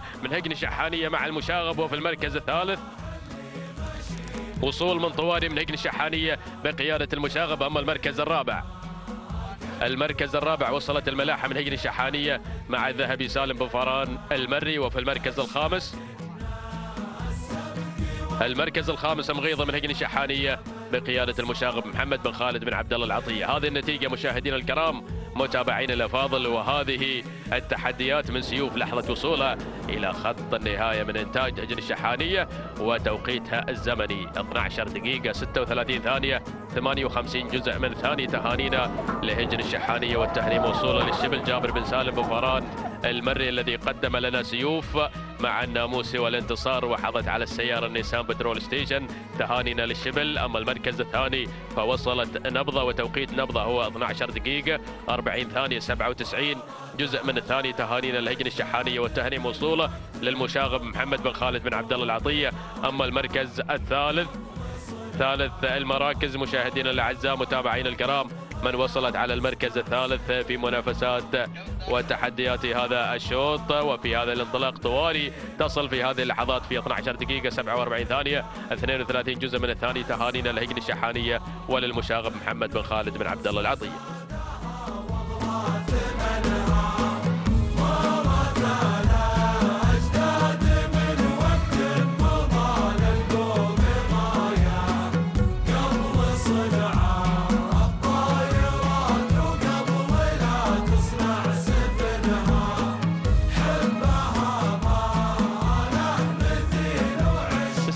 الرحمن الرحيم. أيها الحفل الكريم مشاهدينا متابعينا الكرام، أسعد الله مساكم وجميع أوقاتكم بكل خير. نجدد لكم التحية من أرضية ميدان التحدي ميدان الشحانية لسباقات الهجن العربية الأصيلة في أمسية تراثية جميلة هنا من أماسي ميدان التحدي ضمن هذا المهرجان السنوي الكبير، مهرجان الأمير الوالد حفظه الله تعالى. هنا وانطلاقات هذه الفترة المسائية الخاصة بانطلاقات أيضا سن الثنايا في هذا المساء المميز، وهجن أصحاب السمو الشيوخ والسعادة. يسير شوط الختام وهو الشوط الثامن من مجموع هذه الأشواط المسائية الخاصة بانطلاقات سن الثنايا والثمانية، هي أيضا المسافة الحاضرة في هذا المساء المميز والجميل. نسير مشاهدينا الكرام متابعين الأفاضل مباشرة مع هذه الأسماء والشعارات والمؤسسات الحاضرة في هذا الانطلاق والمساء المميز والجميل. نيسان بترول ستيشن اكس اي ايضا مقدمة للفايز بالمركز الاول في هذا الانطلاق والمسار المميز. نسير مباشرة مع الصدارة مع المركز الاول، اول الاسماء الحاضرة والمنطلقة هناك مع بداية هذا المسار. من ياتينا هناك مع البداية نشوان بتحدياته المميزة والجميلة وشعار هجن الشحانية والمشاغب محمد بن خالد العطية. من يتابع ويراقب نشوان في هذا المسار المميز والجميل. نتابع المركز الثاني، وصول وتقدم مع ثاني التحديات في هذا الانطلاق والمسار المميز والجميل. المركز الثاني اللي قادم هناك من الجانب الآخر يتقدم من ميمنة الميدان بتحديات المميزة الوعب لهجن الشحانية ويضمر جابر بن سالم بن فران. هنا الشبل أيضا مقدمة لانطلاقة الوعب في هذا الانطلاق والمسار المميز. نتابع وناخذ المركز الثالث، وصول وقدوم في هذه اللحظات من اللي واصل مع المركز الثالث. يصل هنا المدعي مع المركز الثالث في هذه اللحظات مشاهدينا متابعينا الكرام لسعادة الشيخ خليفة بن ثامر آل ثاني، وبمتابعة خليفة بن عبد الملك آل عبد الملك. مشاهدينا الكرام من يصل مع المركز الثالث. المركز الرابع وصول وتقدم من أزمير لهجن الشحانية ويضمره المشاغب محمد بن خالد العطية مع المركز الرابع في هذه اللحظات. نتابع وناخذ المركز الخامس، وصول وتقدم في هذه اللحظات من مجوخ يصل لهجن الشحانية ويضمره الذهبي سالم بن فاران المري. هكذا هي الأسماء مشاهدينا متابعينا الكرام، الأسماء الخمسة الأولى الحاضرة والمنطلقة في هذا المسار المميز والجميل. ونداؤنا الأول للخمسة الأسماء الأولى وجولتنا الأولى أيضا للخمسة الأسماء الحاضرة والمنطلقة هناك مع مسار وتحديات هذا الشوط. نعود مع البداية، نعود مع المركز الأول وصدارة هذا الشوط. القيادة والريادة هناك مع نشوان لهجن الشحانية ويضمرها المشاغب محمد بن خالد العطية القائد القائد لهذه الأسماء هناك مع البداية مع المركز الأول وصدارة هذا الشوط، بينما نتابع الوعب مع المركز الثاني لهجن الشحانية ويضمره الشبل جابر بن سالم بن فاران المري، بينما ناخذ المركز الثالث. نتابع هنا يصل المدعي لسعادة الشيخ خليفة بن ثامر بن محمد بن ثاني آل ثاني خليفة بن عبد الملك آل عبد الملك من يضمره هنا في هذا الانطلاق والمسار المميز. نتابع المركز الرابع وصول وقدوم من أزمير لهجن الشحانية ويضمره المشاغب محمد بن خالد العطية، بينما المركز الخامس ناخذ المركز الخامس في هذه اللحظات. نتابع الوصول والتقدم من نجوخ لهجن الشحانية وبمتابعة الذهبي سالم بن فاران المري. هكذا هي الأسماء المتقدمة الأولى في هذا الانطلاق والمسار المميز. ولكن العودة مع البداية، نعود مع صدارة هذا الشوط والمركز الأول. الله يا نشوان مع البداية لا يزال هو القائد لهذا المسار المميز والجميل والرائع. هناك مع البداية بتحدياته المميزة والجميلة نشوان، هناك من يقود الأسماء مع المركز الأول لهجن الشحانية وبمتابعة أحد الخبراء المشاغب محمد بن خالد العطية من يتابع هنا أيضا نشوان مع المركز الأول وصدارة هذا الشوط، بينما أتابع المركز الثاني. ثاني التحديات اللي قادم هنا الوعب مع المركز الثاني لهجن الشحانية وبمتابعة أيضا هنا الشبل جابر بن سالم بن فاران من يتابع الوعب مع المركز الثاني. المركز الثالث وصول وتقدم من أزمير لهجن الشحانية ويضمره المشاغب محمد بن خالد العطية. المركز الرابع وصول وتقدم من مجوخ لهجن الشحانية وبقيادة الذهبي سالم بن فاران المري. والمركز الخامس قدوم وصول هنا من المدعي لسعادة الشيخ خليفة بن ثامر بن محمد بن ثاني آل ثاني خليفة بن عبد الملك آل عبد الملك من يضمر في عملية التضمير. هكذا هي الأسماء. تجاوزنا مشاهدينا الكرام نصف المسافة، يتبقى لنا أيضا نصفها الآخر، ولكن سوف تكون مختلفة أيضا عن ال4 كيلومترات التي مضت. سوف أيضا تصاحبها هنا المنافسة الجدية في هذا المسار المميز والجميل. والبداية مع نشوان هناك مع المركز الأول القائد لهذا المسار المميز والجميل لا يزال هو سيد الموقف ولقطة قناة الريان ومخرجنا أحمد الحمادي. هنا اللقطة المميزة والجميلة التي أيضا المصاحبة لهذا المسار المميز والجميل. يا سلام، نتابع هنا نشوان مع المركز الأول وصدارة هذا الشوط لهجن الشحانية مع المشاغب محمد بن خالد العطية من يتابع نشوان مع المركز الأول وصدارة هذا الشوط. يا سلام، بينما المركز الثاني نتابع الوصول والتقدم من أزمير لهجن الشحانية ويضمره المشاغب محمد بن خالد العطية مع المركز الثاني. المركز الثالث وصول من مجوخ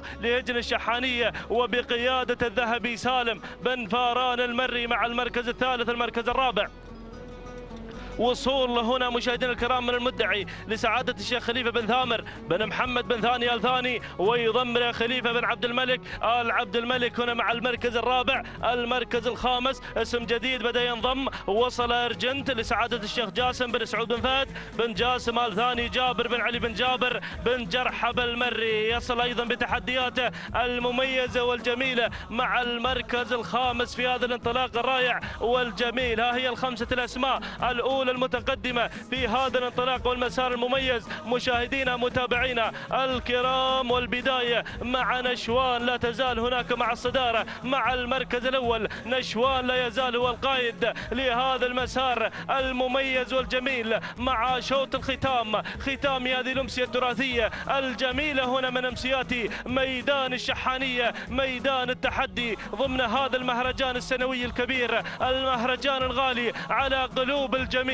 البداية هناك مع نشوان والمشاغب محمد بن خالد العطية من يقدم لنا نشوان مع المركز الأول، بينما أتابع وصول هنا أزمير من يصل لهجن الشحانية أيضا بقيادة محمد بن خالد العطية. والمركز الثالث وصول من مجوخ لهجن الشحانية بقيادة الذهبي سالم بن فاران المري. المركز الرابع وصول وتقدم هنا مشاهدينا الكرام من شعار سعادة الشيخ خليفة بن ثامر بن محمد بن ثاني آل ثاني خليفة بن عبد الملك آل عبد الملك من يسايره، وأيضا هو المدعي مع المركز الرابع. المركز الخامس نتابع الوصول والتقدم في هذه اللحظات يصل هنا أرجنت لسعادة الشيخ جاسم بن سعود بن فهد بن جاسم آل ثاني، جابر بن علي بن جابر بن جرحب المري، من يتابع هذا الشعار القادم بتحدياته المميزة والجميلة اللي ينضم أيضا في هذا الانطلاق في دائرة المنافسة. هكذا هي الأسماء والقيادة هناك لا تزال مع نشوان الحاضر منذ بداية هذا الانطلاق، القائد لهذا الشوط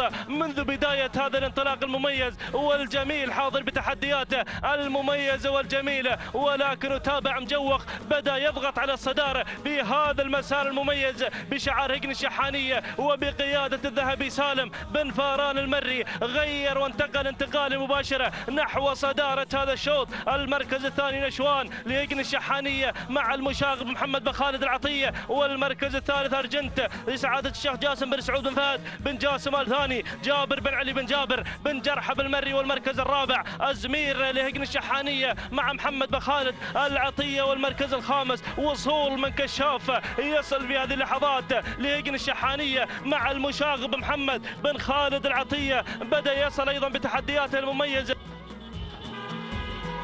لكن العودة مع البداية، نعود مع المركز الأول وصدارة هذا الشوط. الله يا مجوخ مجوخ مجوخ مجوخ، غير وانتقل انتقاله مباشرة مع صدارة هذا الشوط ليقود الأسماء هناك مع البداية بشعار هجن الشحانية وبقيادة الذهبي سالم بن فاران المري، بينما أتابع هنا الوصول من أرجنت لسعادة الشيخ جاسم بن سعود بن فهد بن جاسم آل ثاني، ويضمن جابر بن علي بن جابر بن جرحب يشكل الخطورة في هذا المسار المميز والجميل، بينما نتابع الوصول من كشاف هجن الشحانية والمشاغب محمد بن خالد العطية، المركز الرابع أزمير لهجن الشحانية مع محمد بن خالد العطية. أجواء الكيلومتر الأخير، الكيلو الخطير يا مضمرين يا متابعين، ولكن البداية مع مجوخ مع الصدارة مع المركز الأول وصدارة هذا الشوط لهجن الشحانية وبقيادة الذهبي سالم بن فاران المري، من يتابع مجوخ هناك بتحدياته المميزة والجميلة. يا سلام، الله يا سلام، أجواء الإقلاع والامتاع، ولكن البداية مجوخ مع الصدارة مع شوط الختام لهجن الشحانية والذهبي سالم بن فاران المري، من يقدم لنا مجوخ، بينما أتابع المركز الثاني هناك الشاف لهجن الشحانية مع المشاغب محمد بن خالد العطية، ولكن خلاص يبدو لي الشوط مع مجوخ السيارة مع مجوخ مع شوط الختام ما شاء الله على هذا الأداء المميز والجميل والإقلاع هنا مع الأمتار الأخيرة، الأمتار المجنونة. مجوخ يتسجل أيضا ناموس هذا الشوط باسم مجوخ مع شوط الختام. تهانينا والناموس لمؤسسة هجن الشحانية على هذا الأداء المميز وعلى هذه النوعيات المميزة التي تمتلكها هذه المؤسسة العملاقة. تهانينا هو الناموس لهجن الشحانية، والتهاني لك يا الذهبي وسلمة يمينك يا أبو جابر على هذا الأداء المميز والجميل اللي قدمه مجوخ مع شوط الختام. المركز الثاني وصل كشاف لهجن الشحانية وبمتابعة المشاغب محمد بن خالد العطية. المركز الثالث وصل أزمير لهجن الشحانية مع المشاغب محمد بن خالد العطية، والمركز الرابع وصل أرجنت لسعادة الشيخ جاسم بن سعود بن فهد بن جاسم آل ثاني، جابر بن علي بن جابر بن جرحب المري من يتابع. بينما المركز الخامس إذن مشاهدينا الكرام هكذا تابعنا هذا الشوط، ولكن كان مجوخ حاضرا مع الموعد يهدي الذهبي سالم بن فاران وهجن الشحانية هذا الفوز وهذا الانتصار. التوقيت الزمني لحظة وصول مجوخ إلى خط النهاية خاطفا السيارة وناموس شوط الختام 12 دقيقة 46 41 جزء من الثاني. تهاني والناموس للذهبي سالم بن فاران المري وأيضا لمؤسسة هجن الشحانية التي تملك هذه النوعيات المميزة. بينما المركز الثاني نتابع مشاهدينا الكرام الوصول مع المركز الثاني الذي وصل كشاف وتوقيتها الزمني 12 دقيقة 51 ثانية 24 جزء من الثاني. تهاني والناموس هجن الشحانية والتهاني للمشاغب محمد بن خالد العطية. المركز الثالث وصل مشاهدينا الكرام مع المركز الثالث في هذه اللحظات أيضا مع ثالث المراكز نتابع المركز الثالث والتوقيت الزمني لحظة وصوله إلى خط النهاية. مشاهدينا الكرام وصل أزمير توقيتها الزمني 12 دقيقة 59 ثانية 23 جزء من الثاني. تهاني والناموس هجن الشحانية والتهاني المشاغ محمد بن خالد العطية. مشاهدينا الكرام الكلمة تنتقل للزميل مطلق بن علي العنزي.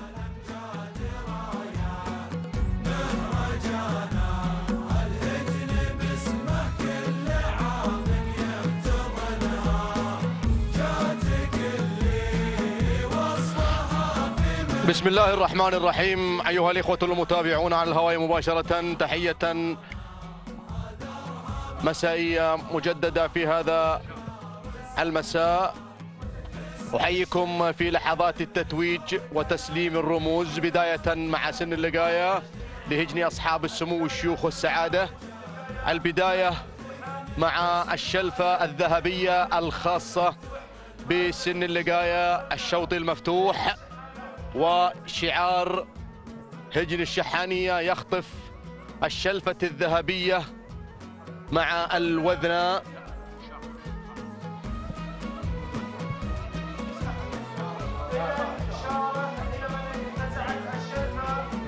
هذا هو المضمر المشاغب محمد بن خالد العطية مع شارة خاطفة الشلفة في الشوط الرئيسي المفتوح لسن اللقاية، وشارة تنتزع الشلفة الذهبية في شوط رئيسي مفتوح، بينما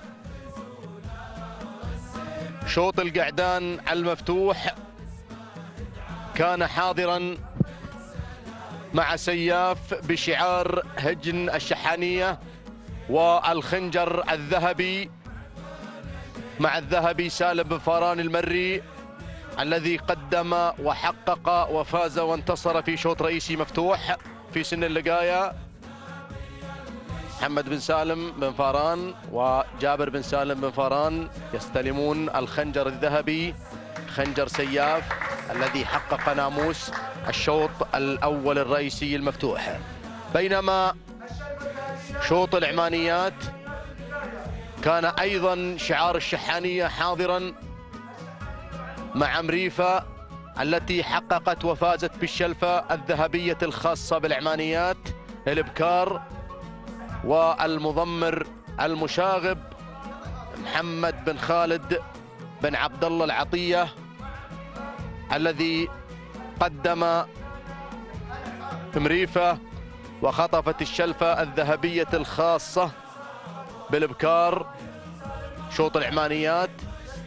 تهانينا لابو خالد على هذا الفوز المضمر المشاغب، وتهنئة اولا لهذه المؤسسة العملاقة مؤسسة هجن الشحانية، تهانينا والناموس على هذا الانتصار، شوطين رئيسيين والابكار مع هذا الشعار، شعار هجن الشحانية. بينما صنديد خاطف الخنجر الذهبي بشعار أم الزبار في شوط القعدان العمانيات، صنديد اللي يعود ملكيته لهجن أم الزبار بقيادة المحنك عبد الله بن علي بن سلام الهاجري، أحد الشباب المميزين اللي نفتخر بوجود مثل هذه الأسماء في هذا العالم الساحر من الشباب المميزين. خطف في هذا المهرجان رمزين، وهذا هو رمز صنديد، وهذا هو المضمر المحنك عبد الله بن علي بن سلام الهاجري، أخيه سالم بن علي بن سلام الهاجري، يستلمون الخنجر الذهبي ويرفعه عاليا خنجر صنديد. تهانينا والناموس لمؤسسة هجن أم الزبار، وتهنئة للقائمين عليها، تهنئة هي المريخي وتهنئة صالح بن ناصر العيدة والقائمين على هذه المؤسسة العملاقة، وتهنئة للمحنك عبد الله بن علي بن سلامة الهاجري. متابعينا مشاهدينا الكرام، الشوط الخاص بالإنتاج والشلفة الذهبية الخاصة بالإنتاج، وهذا المضمر الصامل فاران بن محمد بن قريع المري ينتزع ويرفع الشلفة، شلفة الغزيل التي فازت بالشلفة الذهبية الخاصة بالإبكار في شوط الإنتاج. تهانينا لأبو محمد على هذا الفوز، وهذا هو عتيق بن محمد، وهذا هو محمد بن فران. أهنيهم على هذا الفوز، فوز الغزيل بشوط الإنتاج. أما البطل عتيم صديقي الذي دائما مع الذهب، ورحلة مميزة في هذا العالم الساحر مع هذا البطل عتيم الذي لم يذق طعم الهزيمة، يضيف إنجاز جديد مع هذا المضمر الوحش مبارك بن صرير بشعار أم الزبار. تهنئة لأم الزبار على هذه الانتصارات التي تقدمها هذه المؤسسة العملاقة في هذا العالم الساحر. تهانينا والناموس وهذا الشبل، أهنيهم على هذا الفوز. فرحة فوز عتيم بالخنجر الذهبي، ومعودنا عتيم على الانتصارات دائما. تهانينا والناموس لمؤسسة هجن أم الزبار، وتهنئة للمضمر الوحش مبارك بن صرير المري. تهانينا والناموس لهم على هذا الانتصار الموفق، والحمد لله. متابعينا مشاهدينا الكرام، نصل في هذه اللحظات إلى أشواط رموز أصحاب السمو الشيوخ أيضا في هذا المساء، رموز الثنايا في الأشواط الرئيسية. وكان شعار سعادة الشيخ حمد بن جاسم بن فيصل آل ثاني وأنجاله الكرام المعروف بشعار هجن الغرافة، مع بلشة التي فازت وحققت الناموس، وهذا هو الجنرال سعيد بن راشد الزعبي خاطفي ومضمر بلشة التي فازت بالشلفة الذهبية. وهذا حمد بن راشد، وهذا علي بن حزام وراشد بن حزام يرفعون الشلفة الذهبية عاليا. تهانينا والناموس، تهنئة أزفها على الهواء مباشرة لمن يتابع على الهواء مباشرة سعادة الشيخ حمد بن جاسم بن فيصل آل ثاني وأنجاله الكرام. وهنيك أبو عبد الله على هذا الفوز المستحق، تستحق الناموس والشلفة الذهبية، ويحققها هذا الشعار كما عودنا الشعار هجن الغرافة.